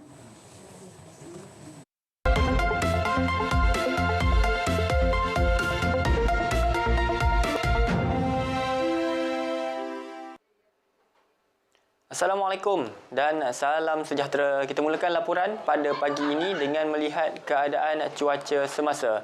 Imej Gemar Radar menunjukkan keadaan cuaca yang cerah dan baik untuk kebanyakan negeri di sekitar Semenanjung pada pagi ini, dan keadaan cuaca yang baik ini dijangka akan berterusan sehinggalah ke waktu petang nanti. Pada ketika ini, hujan lebat dan ribut petir dilihat hanya berlaku di sekitar negeri Melaka dan juga di beberapa kawasan untuk barat Johor seperti di sekitar Muar dan juga Batu Pahat yang dijangka akan beransur reda menjelang tengah hari nanti. Untuk tinjauan cuaca semasa bagi negeri Sabah dan Sarawak juga melihatkan keadaan cuaca yang cerah dan baik untuk keseluruhan negeri Sarawak dan untuk kebanyakan bahagian untuk negeri Sabah. Hujan lebat dan ribut petir dilihat hanya berlaku di sekitar kawasan pesisir pantai barat negeri Sabah ini yang turut dijangka akan beransur reda menjelang tengah hari nanti. Untuk tinjauan cuaca sebelah petang nanti pula, pada petang nanti kita turut menjangkakan keadaan cuaca yang kurang hujan untuk kawasan-kawasan di sekitar utara dan juga barat Semenanjung pada sepanjang hari ini, dengan hujan lebat dan ribut petir pada sebelah petang nanti hanya dijangka akan berlaku di sekitar negeri-negeri di pantai timur, iaitu negeri Kelantan, Terengganu dan juga di pedalaman negeri Pahang. Selain itu, ribut petir yang berlaku pada ketika ini di negeri Melaka dijangka akan turut bergerak memasuki ke negeri Johor dan akan mengakibatkan hujan lebat dan ribut petir untuk kebanyakan kawasan di negeri Johor pada sebelah petang nanti. Keadaan cuaca ribut petir dan hujan lebat untuk kebanyakan kawasan ini dijangka akan beransur reda menjelang awal malam. Namun begitu, orang ramai untuk negeri Johor dinasihatkan untuk berwaspadalah dengan cuaca ribut petir pada sebelah petang nanti yang mungkin boleh mengakibatkan angin kencang, banjir kilat dan juga kerosakan pada struktur yang tidak kukuh. Untuk tinjauan cuaca sebelah petang bagi negeri Sabah dan Sarawak pula, kita turut menjangkakan cuaca yang kurang hujan di kebanyakan bahagian untuk negeri Sarawak pada sebelah petang nanti. Ribut petir hanya dijangka akan berlaku di bahagian-bahagian di sebelah utara, iaitu melibatkan bahagian Miri, Limbang dan juga di pedalaman Kapit. Untuk negeri Sabah pula, ribut petir pada sebelah petang dijangka akan berlaku di kebanyakan kawasan untuk bahagian pantai barat, Kudat dan juga Sandakan. Berikutan terdapatnya taufan Yinzing yang kini berada di sekitar perairan Filipina yang dijangka akan turut mempengaruhi keadaan cuaca di negeri Sabah ini. Dan akhir sekali, kita kini telah pun memasuki fasa monsun timur laut yang dijangka akan berterusan sehinggalah ke bulan Mac nanti. Dan sepanjang tempoh ini, 5 hingga 7 episod hujan lebat yang berterusan dijangka boleh berlaku untuk kawasan-kawasan di sekitar rantau negara kita. Oleh itu, seperti biasalah, orang ramai dinasihatkan untuk berwaspada untuk menghadapi musim tengkujuh ini dan sentiasa peka dengan amaran yang dikeluarkan oleh Met Malaysia daripada masa ke semasa. Sekian dahulu info cuaca buat kali ini. Sebelum berpisah, kita lihat tinjauan cuaca bagi bandar-bandar utama di seluruh negara. Assalamualaikum dan salam Malaysia Madani.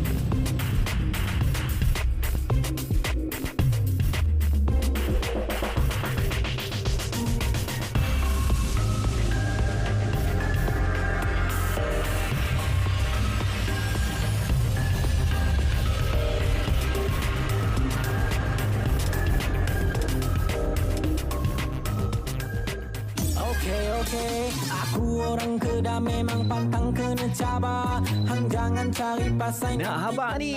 Jom sama-sama kita tengok Selamat Pagi Malaysia at Alok Stang Kedah Jumaat 8 November bersiaran secara langsung sempena Temasya Orang Kedah bermula 8 hingga 10 pagi di saluran berita RTM, saluran TV1 dan RTM Klik.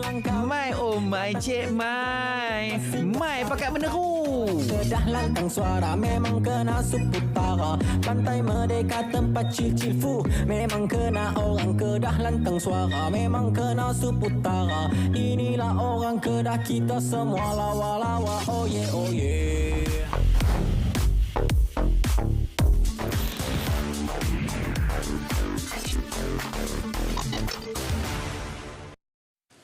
Baik penonton, pasca pembentangan Belanjawan 2025, agenda untuk memperkasakan rakyat melalui pendigitalan dan juga inovasi terus diberikan perhatian, khususnya bagaimana usaha untuk kita memartabatkan dan juga mengangkat taraf teknologi dan juga sains ini bagi mendepankan Malaysia sebagai negara peneraju di rantau ini. Jadi hari ini kita nak berbicara berkenaan pasca pembentangan Belanjawan 2025, merakyatkan sains, menginsankan teknologi dan mengarus perdanakan inovasi. Pastinya hari ini kita bersama dengan tetamu yang kita raikan iaitu yang berbahagia Datuk Teknologis Dr. Haji Aminuddin Hasim, Ketua Setiausaha Kementerian Sains, Teknologi dan Inovasi. Assalamualaikum, Datuk. Waalaikumsalam. Terima kasih.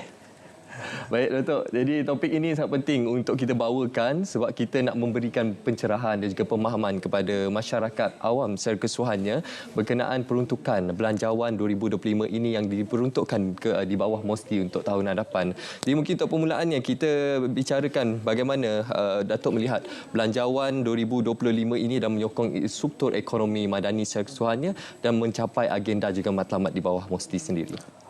Terima kasih pada RTM kerana menjemput MOSTI untuk kita huraikan sedikit mengenai kepentingan sains teknologi dan inovasi sebagai salah satu wadah yang mana kita hendak membawa negara kita maju di samping kita memberi perkhidmatan yang terbaik kepada rakyat. Berteraskan kepada falsafah asas untuk bajet kali ini, merakyatkan sains, menginsankan teknologi dan mengarus perdanakan inovasi.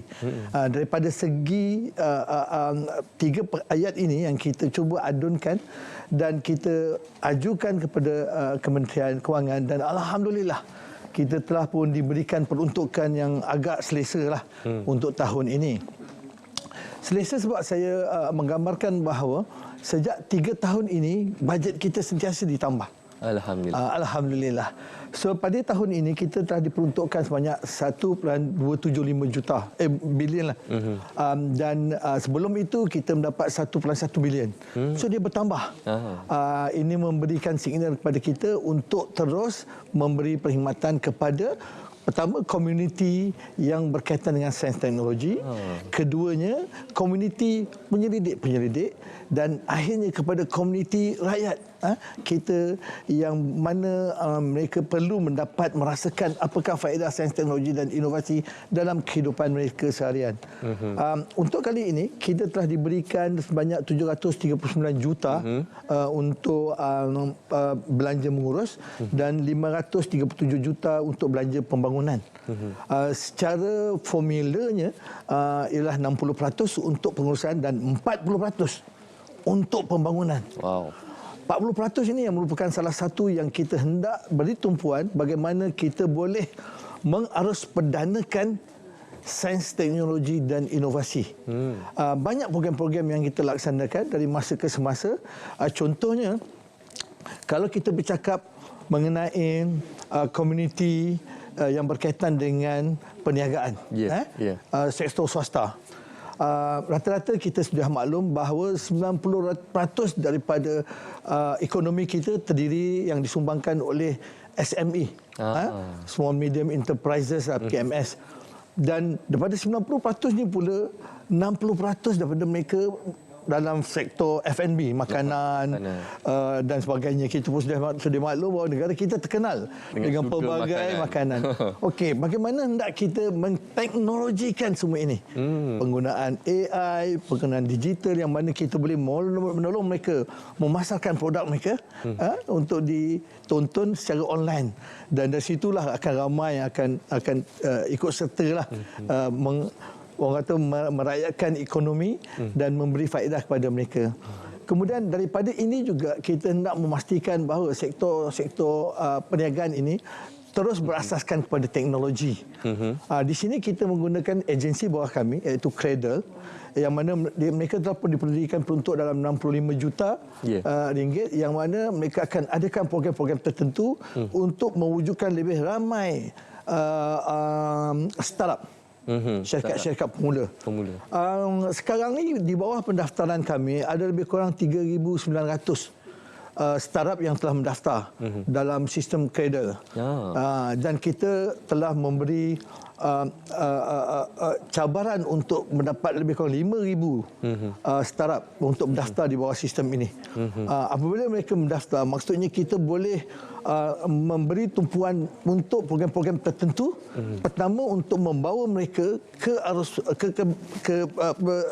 lebih implementasi sempadan negara. Betul, implementasi sempadan negara untuk ke ASEAN. Tahun depan kita akan jadi pengerusi ASEAN, ke global dan seterusnya. Itu untuk program-program yang berkaitan dengan Cradle.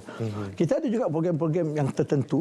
Contohnya kita ada program-program dengan Yayasan Inovasi Malaysia, yang mana melalui ini kita ada program yang kita pergi ke bawah, ke rakyat, dan melihat apakah solusi-solusi yang mereka gunakan untuk menyelesaikan masalah kehidupan mereka. Dari sini mungkin mereka menggunakan teknologi-teknologi tertentu yang boleh kita bantu. Contohnya, kalau hari-hari mereka ada masalah, mereka menyelesaikan. Jadi penyelesaian mereka itu sebenarnya boleh pakai oleh komuniti lain. Betul-betul. Dari situlah kita boleh jumpa individu-individu ini atau kumpulan-kumpulan ini. Boleh tak kita share, kita kongsikan pengalaman masing-masing untuk kita harus perdanakan untuk komuniti yang lain. Okey. Itu ada juga saya saksikan bagaimana inisiatif daripada MOSTI. Sebagai contoh, kita ambil pengayuh beca di Terengganu.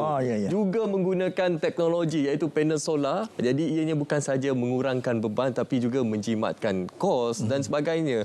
Jadi perkara ini sangat memberi impak kepada masyarakat. Dan kalau kita lihat falsafah yang dibawa merakyatkan sains, menginsankan teknologi, mengharus perdanakan inovasi ini, ianya falsafah yang menyerap ke akal umbi. Jadi perkara ini patut kita berikan perhatian dan kalau kita lihat dari peruntukan belanjawan 2025 ini, Datuk, bagaimana kita nak gambarkan kepada masyarakat dari sudut impak dan juga keberhasilannya, apa yang boleh dijangkakan oleh masyarakat untuk tahun hadapan di bawah MOSTI? Kita telah mereka bentuk beberapa program. Pertama, mengikut kumpulan-kumpulan tertentulah. Contohnya seperti kita tahu, untuk merakyatkan lagi teknologi ini, kita perlu ada bakat-bakat tertentu. Di sini kita bekerjasama dengan kementerian-kementerian, dengan universiti-universiti, dengan komuniti kolej-kolej komuniti dan sebagainya. Yang mana kita boleh memberi signal kepada mereka bahawa okey, untuk tahun depan apakah fokus-fokus yang nak kita laksanakan. Melalui di sinilah kita akan bekerjasama dengan mereka. Contohnya, kalau ada satu syarikat teknologi masuk ke Malaysia, mereka memerlukan sekian banyak pekerja dan kita bekerjasama dengan mereka untuk melahirkan tenaga-tenaga di sini. Itu satu perkara. Ada juga di masa-masa di saat tertentu yang mana teknologi ini tidak ada di Malaysia. Hidrogen dan sebagainya. Di sini jugalah MOSTI menggunakan peruntukan yang telah diberikan kepada kita untuk kita janakan idea-idea tersebut supaya ia dapat dilaksanakan di Malaysia. Untuk tahun ini kita telah diberikan sebanyak 195 juta untuk dana R&D. Daripada 195 juta ini, kita sebenarnya banyak program-program yang kita cuba laksanakan ikut tema-tema tertentu. Contohnya, food security. Contohnya, vaksin. Pembangunan vaksin. Contohnya, pembangunan startup yang mana saya maklumkan tadi. Jadi, melalui program-program inilah yang dapat kita memberikan sedikit dana untuk mereka laksanakan projek-projek R&D tertentu supaya lebih dapat kita komersialkan projek-projek ini untuk kegunaan rakyat kita. Okey Datuk. Dalam ruang masa yang ada ni Datuk, yalah, so pasti banyak sebenarnya yang ingin kita sampaikan kepada masyarakat. Yalah, kalau kita nak bercerita berkenaan agenda juga inisiatif di bawah MOSTI sendiri, pelbagai lagi perkara yang perlu kita perhalusi. Namun masa sangat singkat ni Datuk. Mungkin ada sedikit harapan daripada pihak Datuk mewakili pihak MOSTI. Apa yang boleh kita berikan kepada masyarakat khususnya berkenaan program-program yang ada dalam tempoh terdekat ni Datuk? Kita ada program yang selalu kita laksanakan secara bottom up lah. Kita tahu sains teknologi ini merupakan subjek yang agak sukar lah untuk adik-adik kita kadang-kadang. Jadi kita ada program yang mana kita bawa sains teknologi ini dalam satu format yang lebih santai, informal dan menarik. Di sinilah contohnya pusat sains negara. Selain kita ada di Kuala Lumpur sana dan juga di Alustar cawangannya, kita juga ada mobile unit Pusat Sains Negara. Untuk ini kita telah diberikan peruntukan sebanyak 5 juta untuk kita menjelajah ke seluruh negara. Dan kita bawa sains teknologi kepada mereka. Kita juga diberikan 10 juta untuk program Techlimpic. Di sini Techlimpic merupakan satu pertandingan antara zon-zon. Kita ada zon utara, zon selatan, Sabah, Sarawak, yang mana mereka mengaplikasikan AI dan juga robotik. Saya selalu menggambarkan bahawa Telingiping ini merupakan sukma teknologi. So mereka akan mewakili negeri-negeri masing, mereka akan bertanding sesama diri, dan yang mana dari juara menang, kita akan bawa ke satu tempat untuk mereka bertanding di peringkat kebangsaan. Dan insya-Allah mana-mana pihak yang menang, mana-mana sekolah yang menang, mana-mana belia yang menang, kita akan bawa ke lebih peringkat antarabangsa, insya-Allah. Tapi itu yang penting sebenarnya. Pembudayaan merupakan salah satu cabaran yang kita sering kali hadapi kerana mereka merasakan bahawa kadang-kadang amat sukar untuk mereka memahami apa itu sains dan teknologi. Hanya dengan cara ini, kita berdepan dengan mereka, kita datangkan dengan format yang lebih informal, lebih menarik dan sebagainya. Mereka akan cuba dapat memahami. Cuma harapan kita supaya mereka terus menghayati sains dan teknologi. Harapan kita supaya mereka terus bermain dengan teknologi untuk mereka menjadi salah satu pemain teknologi yang tersohor di negara kita. InsyaAllah kita harapkan pembudayaan sains, teknologi dan juga inovasi ini dapat diserap sehingga ke akar umbi untuk kita menjadikan negara kita ini sebagai negara berteknologi tinggi untuk menjadi peneraju di rantau ini. Dan pastinya saya ingin war-warkan sedikit Dato' di bawah Mosti, iaitu Karnival STI Madani yang akan berlangsung bertempat di UMS KAL ataupun Universiti Malaysia Sabah Kampus Antarabangsa Labuan pada 7 hingga 10 November nanti. Jadi boleh ramai-ramai. Hujung minggu ni Dato'. Jadi pastinya cukup meriah, pelbagai pengisian menarik akan dibawakan kepada anda. Terima kasih kita ucapkan kepada Datuk Teknologis Dr. Haji Aminuddin Hasim, Ketua Setiausaha Kementerian Sains, Teknologi dan Inovasi. Terima kasih Datuk. Terima kasih banyak. InsyaAllah kita berjumpa lagi. InsyaAllah. Okey penonton, kami akan bawakan kepada anda segmen seterusnya. Tapi terlebih dahulu kita akan berhenti berehat seketika. Jangan ke mana-mana.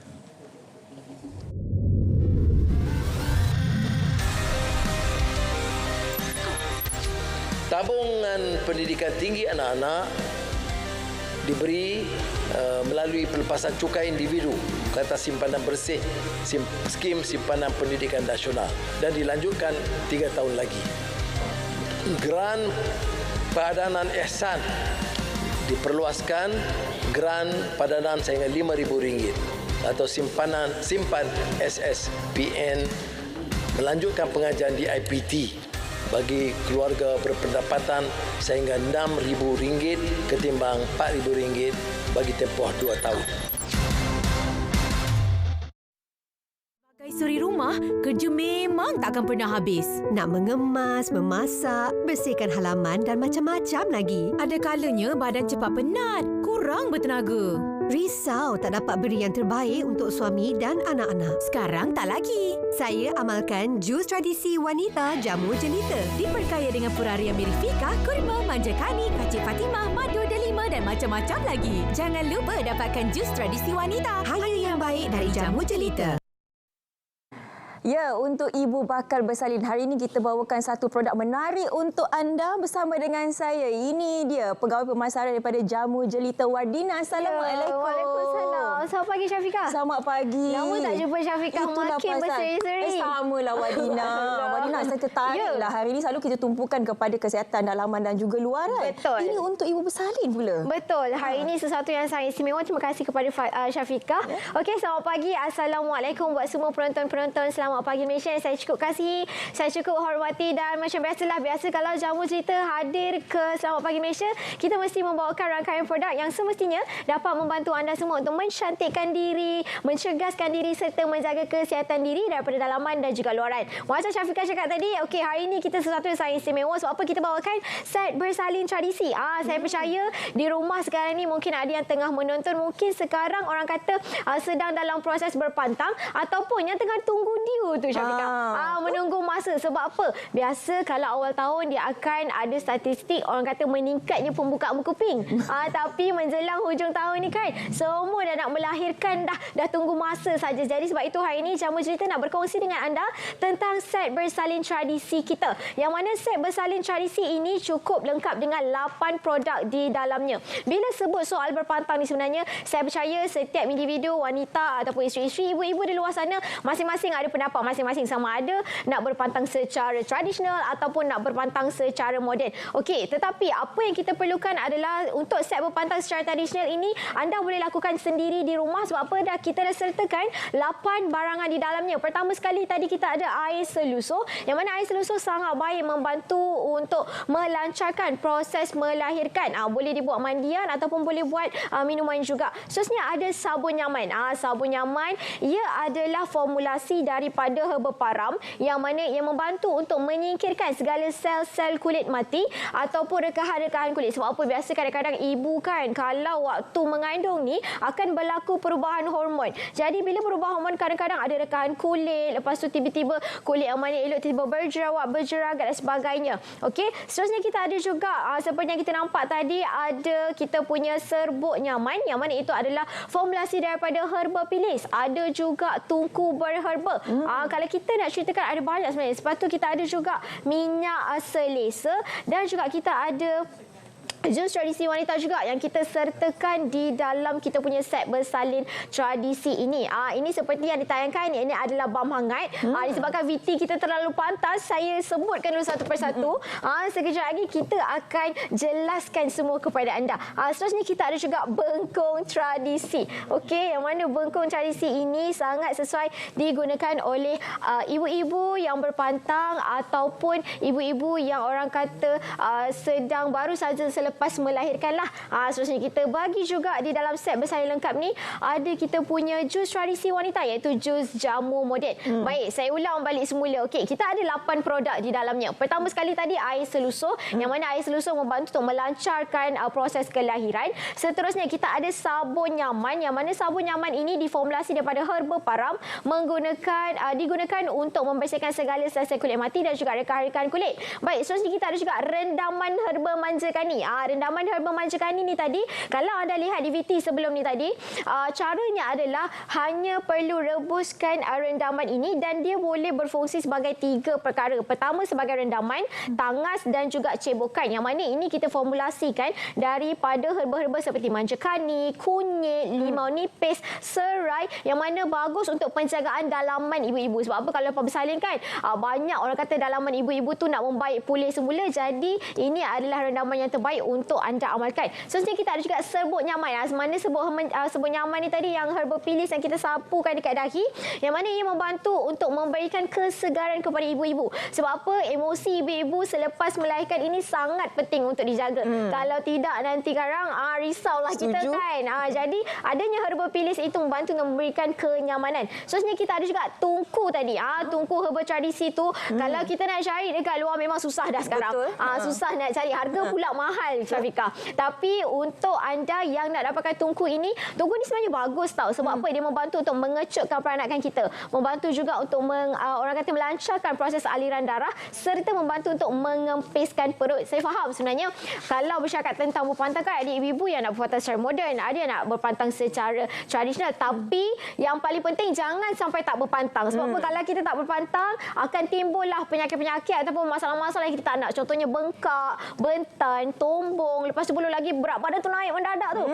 Jadi itu yang kita paling merisaukan. Dan kalau anda tidak berpantang ibu-ibu, kalau sekarang mungkin tak ada kesan, tapi untuk jangka masa yang lebih lama lagi, waktu tua nanti akan ada kesan pada tubuh badan kita. Kita ni wanita banyak yang kita nak kena jaga dan juga kita ni kena orang kata apa? Penjagaan tu kena secara keseluruhan. Sebab apa? Badan kita ni akan berlaku pelbagai perubahan hormon daripada anak dara, isteri-isteri dah jadi ibu-ibu, langsung ini nak jadi nenek-nenek pula nanti kan. Jadi untuk anda kita sertakan juga jus tradisi wanita iaitu jus jamu moden ini yang mana ia lengkap dengan 16 herba terbaik wanita. Sebab tu kalau kita tengok nenek moyang kita dulu kan elok je, badan dia ramping je kan pakai kebaya.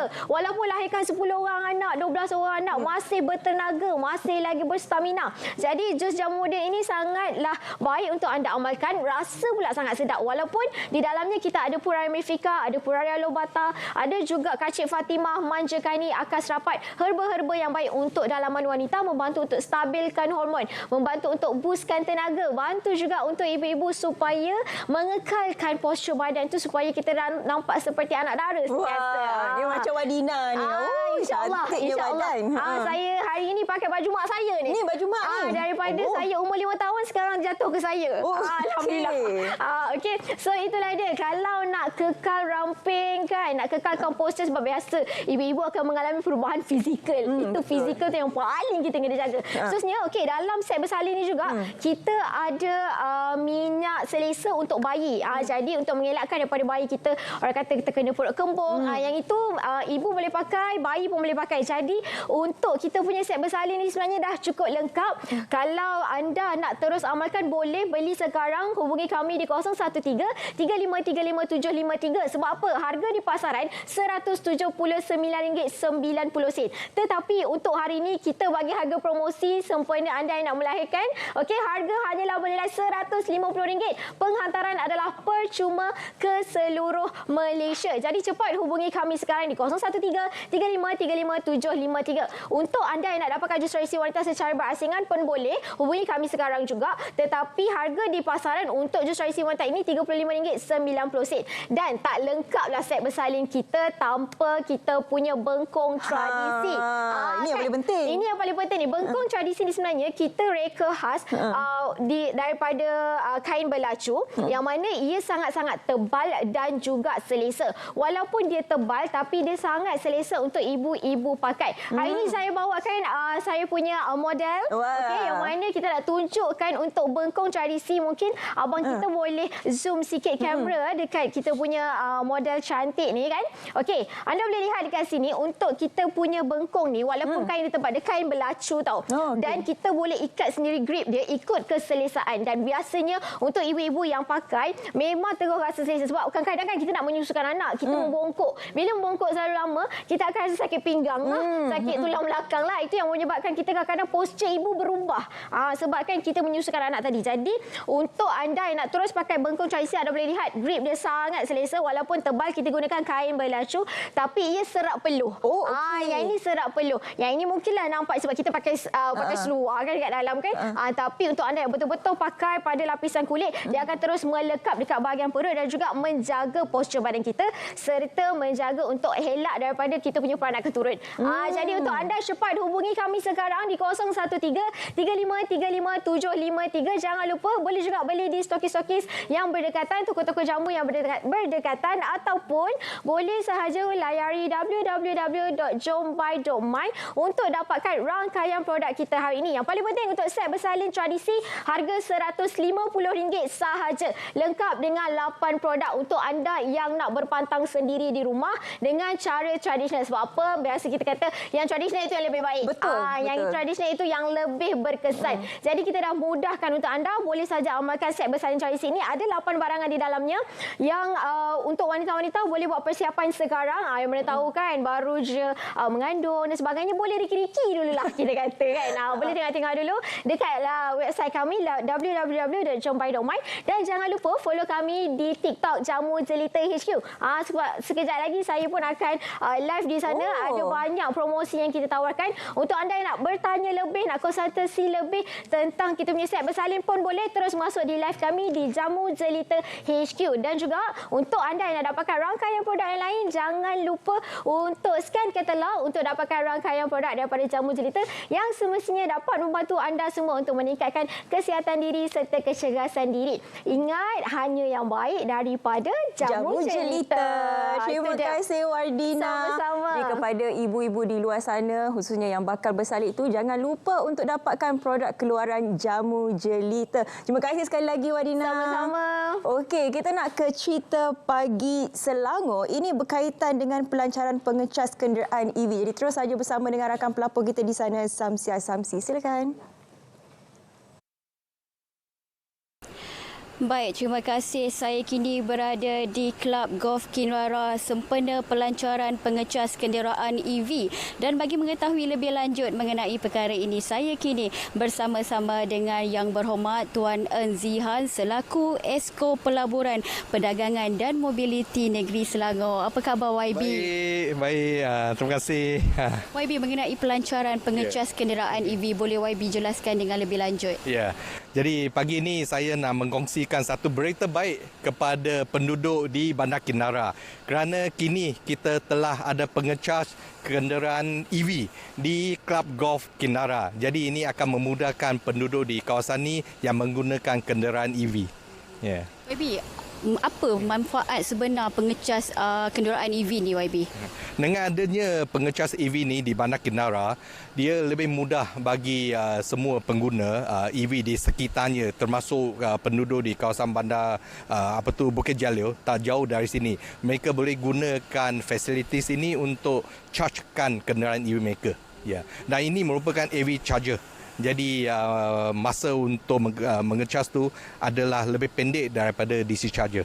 Ya. Setakat ini YB, berapa jumlah pengecas kenderaan EV di Selangor? Buat masa ni adalah lebih kurang 900 dan sasaran kita adalah untuk kita adakan sebanyak 1,000 pengecas EV di seluruh negeri Selangor pada tahun 2025. Ya. Setakat ini YB, berapa orang yang boleh menggunakan satu pengecas kenderaan EV dalam satu masa? Kalau saya ambil contoh di belakang ni, sebanyak lebih kurang 20 kenderaan EV boleh menggunakan pengecas ni setiap hari. Kerana ni adalah EV AC charger, dia mengambil masa lebih kurang 30 minit untuk mengecas sebuah kenderaan EV. Jadi dalam satu hari tu lebih kurang 20 buah kenderaan EV yang boleh menggunakan fasiliti ni. Yeah. YB, kenderaan elektrik masih ramai yang masih belum menggunakannya. Bagaimana untuk menarik pengguna di Malaysia ni memiliki kenderaan elektrik ni? Kerana buat masa ni ramai yang masih anggapkan kenderaan EV ni adalah lebih mahal daripada kenderaan biasa. Kerana dia punya harga tu memang lebih tinggi sedikit. Tetapi selepas Proton dan Perdua akan merasmikan kenderaan EV yang lebih mampu bilik dengan harga yang lebih murah pada hujung tahun ini, saya yakin lebih ramai pengguna akan tukar kenderaan kepada kenderaan EV. Dan pada masa itulah saya percaya kita juga memerlukan lebih banyak pengecas EV seperti macam ni di seluruh negeri Selangor. Yeah. Harapan YB lah kepada penggunaan pengecas kenderaan EV di Selangor ni, bagaimana YB? Ini memang merupakan satu inisiatif yang bagus kerana kita nak mengurangkan karbon di sekitar kita. Jadi saya harap dengan ada kenderaan EV yang lebih murah, lebih ramai yang akan menukar kenderaan mereka kepada kenderaan EV demi alam sekitar yang lebih bersih. Yeah. Yeah. Baik, terima kasih YB. Dan dengan adanya pengecas kenderaan EV ini, ia dapat mengurangkan pelepasan karbon dan juga dapat membantu menyediakan kemudahan kepada pemilik kenderaan elektrik. Dan setakat ini saja laporan daripada saya. Kembali ke Angkasa Puri. Okey, terima kasih Samsi untuk perkongsian cerita pagi dari Selangor. Dan sekarang ini anda dah nampak dah ni tilam dekat belakang saya ni. Dengar cerita hari ini ada tawaran istimewa daripada Herbal Fam. Nak tahu lebih lanjut, kenalah tanya dengan Zai. Ya, Assalamualaikum. Waalaikumsalam. Kita bagi salam kalau tadi kita dah ceritakan tentang orang kata pantang-pantang kan. Sekarang ni pun sama juga untuk mereka seisi keluarga. Hari kita nak berikan kepada anda beli 1 percuma 3 tilam lama tukar baru. Okey, apa yang menarik untuk hari ini, ambil dulu nombor telefon kami iaitu 019-4144-288 ataupun kalau terlepas tu ambil gambar dulu TV tu ataupun boleh screenshot supaya anda yang menonton ni tak terlepas dengan promosi yang kami nak tawarkan pada hari ini. Okey, kita faham. Kadang-kadang nak beli tilam ni semua orang terfikir-fikir kan. Zai, apa tu sebenarnya beli 1 percuma 3? Ini yang Zai nak bagi tahu. Kan menarik sebenarnya untuk hari ini kepada anda semua. Sesiapa yang menonton, okey, kita nak tawarkan ada 3 jenis tilam. Okey, kalau katalah kan untuk tilam-tilam ni kita faham. Kadang-kadang orang nak keluarkan beribu-ribu tu berfikir-fikir juga. Jangan risau, hari ini kita ada tawarkan 1 tilam, nama dia tilam Afia Spring yang ini adalah 10 inci di mana kita buat daripada 360 unit bonal spring supaya katil tu lebih kukuh. Jadi anda akan dapat dengan harga harga serendah kita berikan daripada RM899 itu harga sebenar. Sekarang ini kita berikan kepada anda voucher RM200. Okey, jadi anda akan dapat dengan harga serendah RM699. Wow. Buat tempahan sekarang, dapat lagi percuma katil divan. Wow. Kan yang bersaiz queen tu, dapat pula tilam, penghantaran percuma ke seluruh semenanjung Malaysia, pemasangan pun percuma, barang sampai baru bayar. Wow, banyak sangat wow ni. Banyak sangat sebab menarik untuk hari ini. Okey, apa yang dimaksudkan dengan beli satu percuma tiga ni, Zai? Sebab pertama sekali, bila anda beli tilam, anda akan dapat percuma katil kalau buat tempahan sekarang. Dan jangan juga lupa untuk anda follow kita punya social media account, iaitu kita punya TikTok, Fame Shopping HQ. Follow, like dan juga share video-video kami.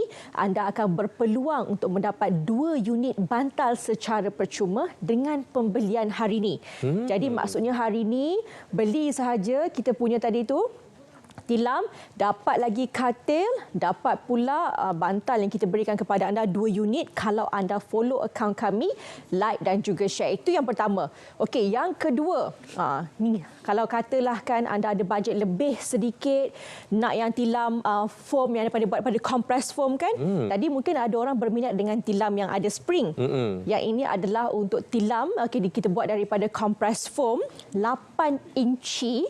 Yang ini kan daripada harga RM1,000 lebih, hari ini kita berikan kepada anda serendah RM799. Sama juga konsep dia. Beli hari ini, kita berikan satu lagi katil kelamin divan secara percuma. Anda follow akaun kami tadi, dapat lagi bantal. 2 unit bantal secara percuma. Jadi hari ini kan, bukan apalah nak cakap kan, sebab kadang-kadang tidur ni orang kata orang ambil pandang ringan je. Betul. Tak kisah pun kan. Tapi sebenarnya tidur adalah sangat-sangat penting dan tilam compress foam yang kita berikan kepada anda tu, dia boleh menyokong dekat bahagian belakang, boleh sokong bahu kita, boleh sokong dekat bahagian kepala kita dan juga dekat bahagian kaki. Ini untuk memastikan supaya kita akan ada tenaga, tidur kita cukup, rehat yang cukup supaya besoknya kita boleh buatkan kerja seperti biasa. Kan? Baru bertenaga. Baru bertenaga, betul. Dan ini, lagi satu ni, siapa yang ada bajet lebih, ini memang wajib beli, anda kena beli. Tilam yang kami tawarkan sekarang ini, yang dekat depan Zai ni, ini merupakan tilam yang kita bawakan. Nama dia adalah Ayurvedic. Dia bukan apa, kita menggunakan tradisional daripada India, iaitu Ayurveda, di mana dia boleh menyokong 3 elemen, untuk menyokong kat bahagian belakang kita ni supaya kita boleh elakkan daripada rasa orang kata sakit belakang lah, pening kepala bila bangun pagi. Dan kalau anda nampak dekat sekarang, anda perhatikan, kita buat daripada tenunan benang halus supaya anda akan mendapat keempukan. Dan tilam yang kami tawarkan kepada anda ni adalah zero motion transfer. Apa maksudnya, Zai? Zero motion transfer ni ramai orang tak tahu sebenarnya. Pertama sekali, zero motion transfer ni bermaksud kalau katalah kita tidur, kita tak akan mengganggu orang sebelah. Dia tak akan tenggelam ataupun dia tak akan membuatkan orang sebelah tu kita macam mengganggu kan. Sebab kadang-kadang kalau kita tidur, ada setengah katil tu dia boleh membuatkan kita rasa macam mengganggu orang sebelah, boleh terbangun sekali. Ini tidak. Yang kedua, kalau katalah kan tiba-tiba ada anak kecil dan sebagainya, botol susu dekat atas tu kan, bila zero motion transfer ni dia tak akan bergerak. Yang itu sebenarnya adalah special yang kita bawakan. Dan yang paling penting untuk tilam Ayurveda yang kami tawarkan ini, yang ini kita taburkan dengan herba-herba. Wow. Tapi Munawar, istimewanya. Ya, Munawar ada bau herba-herba ke? Ada. Bau herba, saya ada bau lavender sedikit. Dia ada aroma-aroma sahaja. Di mana bau herba ini bukanlah bau herba yang kuat sehingga mengganggu tidur anda, tidak. Tetapi ada juga kita taburkan herba-herba supaya anda akan mendapat manfaat herba tersebut. Dekat luar, Ayurveda ni kita jual dengan harga RM2,000 lebih. Kepada anda, kami tawarkan dengan harga serendah RM1,499. Anda akan mendapat percuma satu katil kelamin divan yang kita berikan Dan juga kalau anda follow akaun kami, TikTok kami Fame Shopping HQ, hari ini dia follow, like dan juga share, anda akan mendapat 2 unit bantal secara percuma kalau beli hari ini, beli sekarang. Sebab tu saya kata jangan lepaskan peluang. Untuk sekarang ini kami ada 3 jenis tilam. Sekali lagi saya nak ulang. Tilam pertama kita ada tilam Afia Spring 10 inci diperbuat daripada 360 unit spring di mana tilamnya strukturnya kukuh.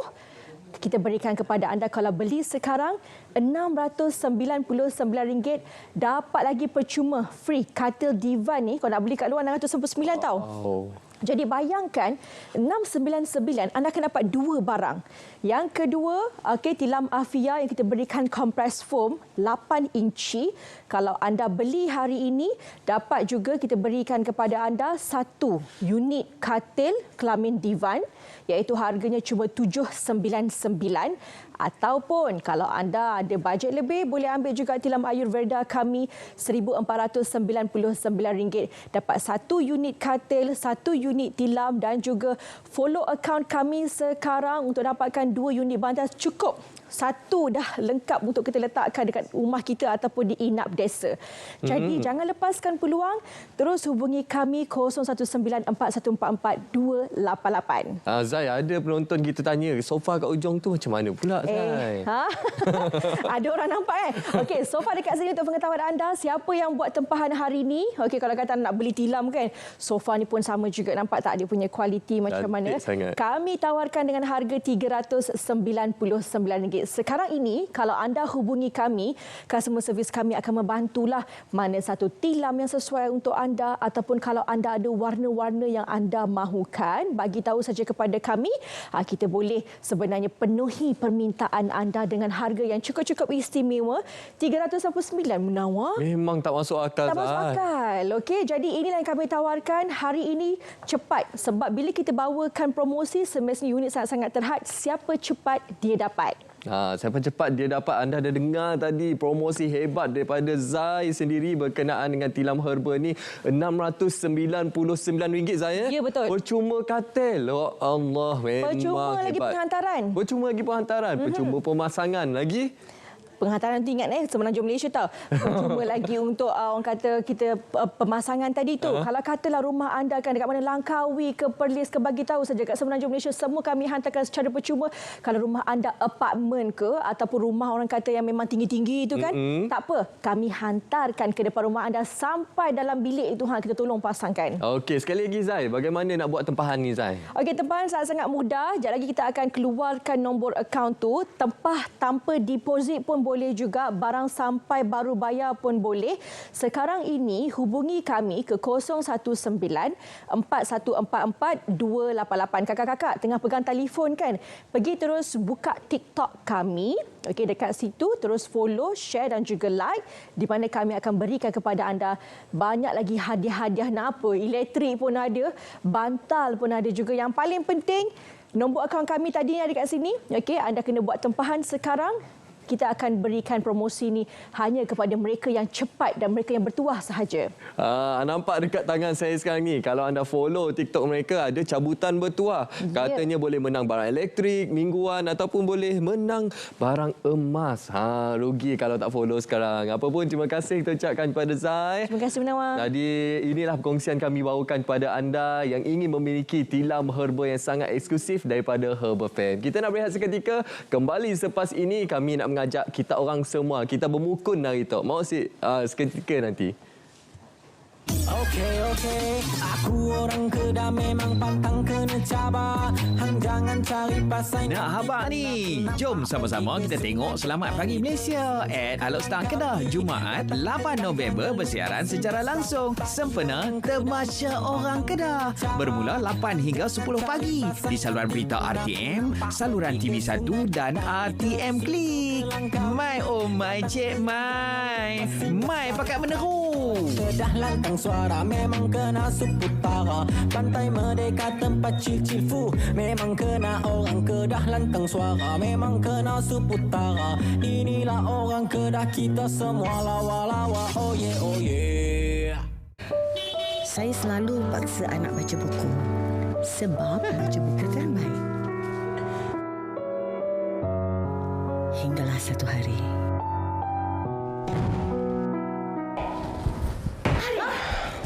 Tak boleh jadi macam mak ke membaca? Masih main telefon je kerja kamu, Dan mengedar buku hitam yang mengandungi unsur keganasan, hasutan dan fahaman atau ideologi yang melanggar akal Seksyen 7-1. Ibu bapa dan penjaga dinasihatkan memantau bahan bacaan anak-anak, bukan sahaja bahan...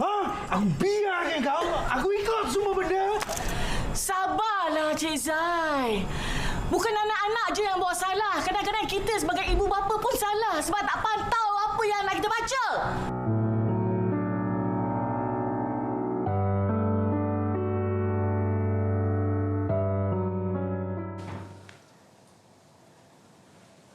Bermukun kita. Start dulu.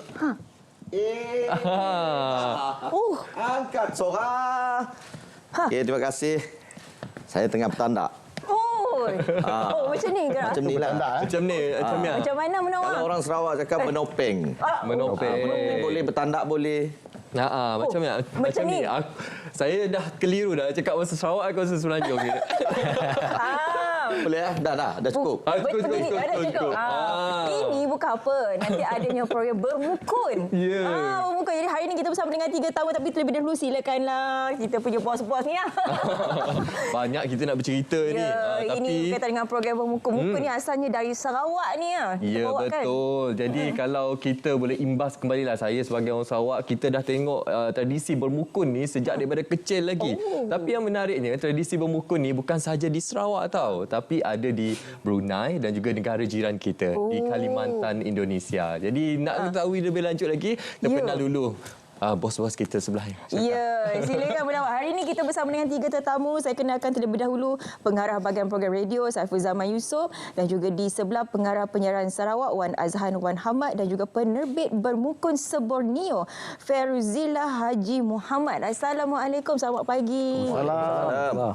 Pagi-pagi macam tu dulu Tapi itulah mungkin ramai yang tak tahu. Saya daripada Sabah pun saya kali pertama dengar bermukun ni.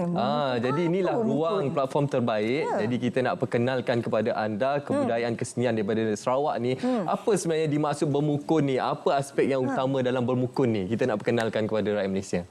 Jadi sebenarnya bermukun ni kalau alat daripada segi alat muzik lah, memang bergendang lah. Dan ianya boleh diselitkan dengan elemen, contohnya macam violin, akordion, gambus. Dan di Sabah pun ada sebenarnya. Ada tim bermukun di Sabah. Di Sabah pun ada. Jadi yang kita nak bawa ni adalah memang bermukun daripada Sarawak lah. Memang yang original lah katakan. Yang original daripada Sarawak. Jadi kita nak bawa daripada Brunei dan juga Indonesia, dan kita juga ada daripada rakan-rakan kita pada Labuan dan juga Sabah lah yang akan betul serta dalam Bermukun Seborneo. Inilah, ini berkaitan dengan program Bermukun Seborneo 2024. Jadi kita boleh terangkan terlebih lanjutlah apa sebenarnya program Bermukun Seborneo 2024 ni. Okey, Assalamualaikum dan juga salam Malaysia Madani. Jadi apa yang penerbit saudara Yus pertontonkan tadi itu adalah antara gerak tari yang asas saja untuk Bermukun Seborneo 2024. Jadi bermukun tu sendiri kita kena fahamkan, iaitu dia bertanda. Kita dalam memartabatkan seni budaya kita, dia ada beberapa elemen, tarian, dia ada puisi dan juga dia ada bergendang. Jadi asas kepada bermukun ni ialah gendang. Gendang tu akan menggerakkan tarian dan juga puisi yang akan ditonjolkan. Dan untuk pada tahun ini kita menjadi host penyiar untuk Bermukun Seborneo ni. Kalau sebelum ini pada tahun lepas pada saudara Azhan ialah di Pontianak, Indonesia. Jadi tahun ini Malaysia menjadi host dan menerusi ATM Sarawak. Dan juga Bermukun Seborneo ini kalau untuk ATM ialah ATM Sarawak, Labuan dan juga Sabah. Jadi kemudian kita diikuti oleh RRI, Radio Republik Indonesia dan juga Radio Television Brunei. Jadi tujuan bermukun pada tahun ini ialah untuk kita menyatu padukan ataupun kita nak mempereratkan hubungan antara 3 negara ini. Jadi Bermukun Seborneo kita adakan di Kuching, Sarawak pada tahun ini. Jadi tarikhnya bila tu? Kita nak tahu ni, kita nak kongsikan kepada semua penonton ni. Terima kasih. Sebenarnya kita bermula 7 dengan ketibaan delegasi hingga ke-12 lah dia orang balik.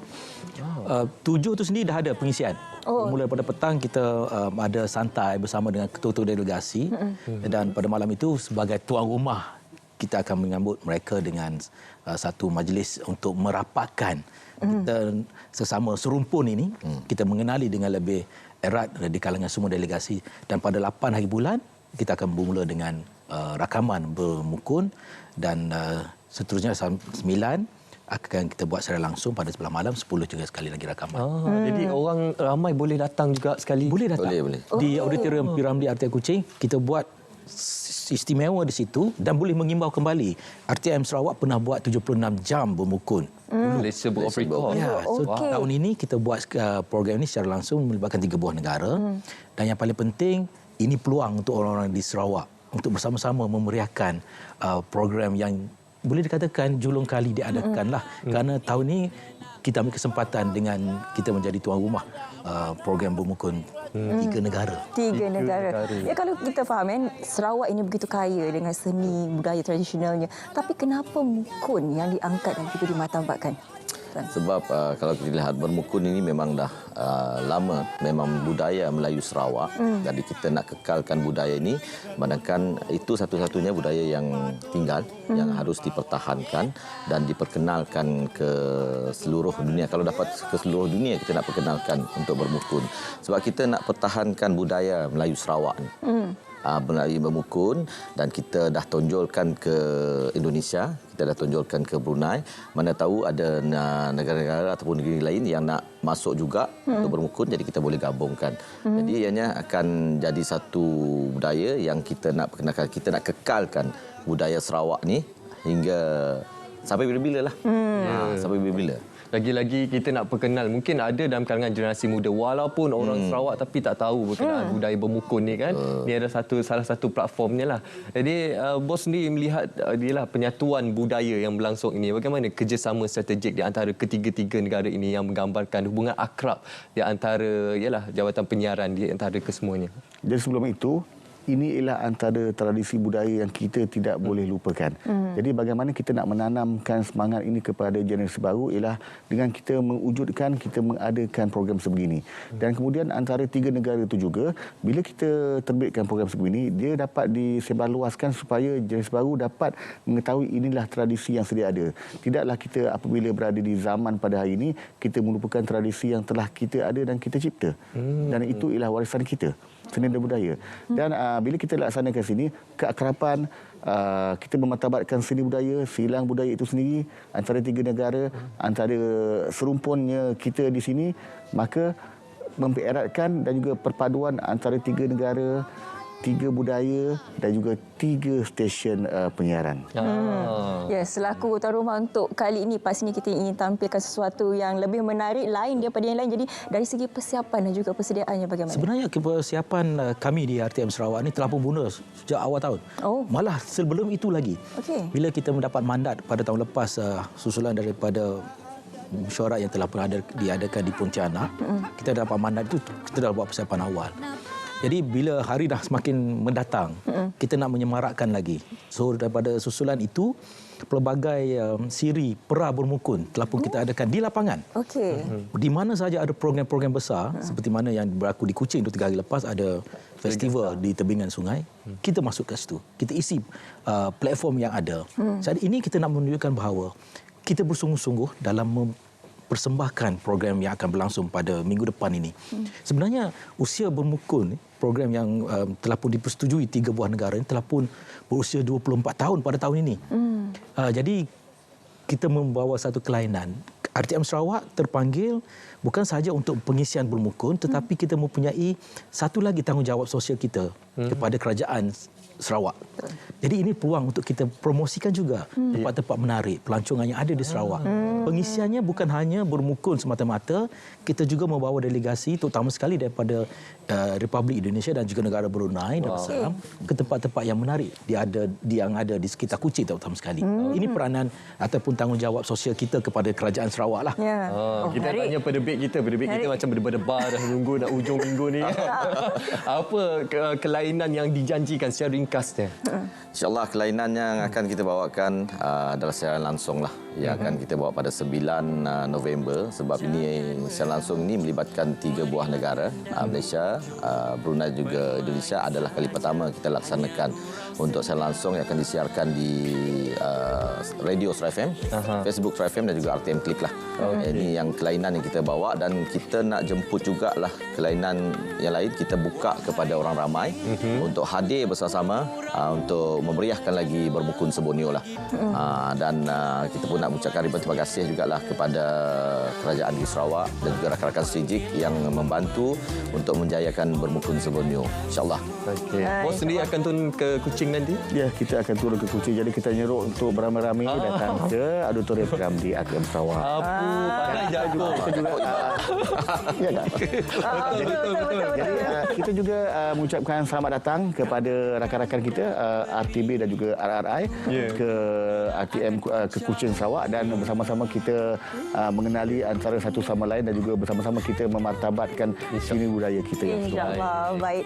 Terima kasih kerana sudi bersama dengan kami hari ini. Sama-sama jangan lupa mengenai program Bermukun Sebonyo 2024. Yang di Sabah juga jangan lupa datang ke Sarawak. Okey, ini saja kesempatan yang kita ada untuk siaran Selamat Pagi Malaysia pada hari ini. Terima kasih kepada ketiga-tiga tetamu kita pada hari ini untuk kita bicara berkenaan program Bermukun. Kita jumpa lagi. Assalamualaikum dan salam Malaysia Madani. Bye. Kalau hati perlu kepanggil siapa, hanya si dia di pojok sini.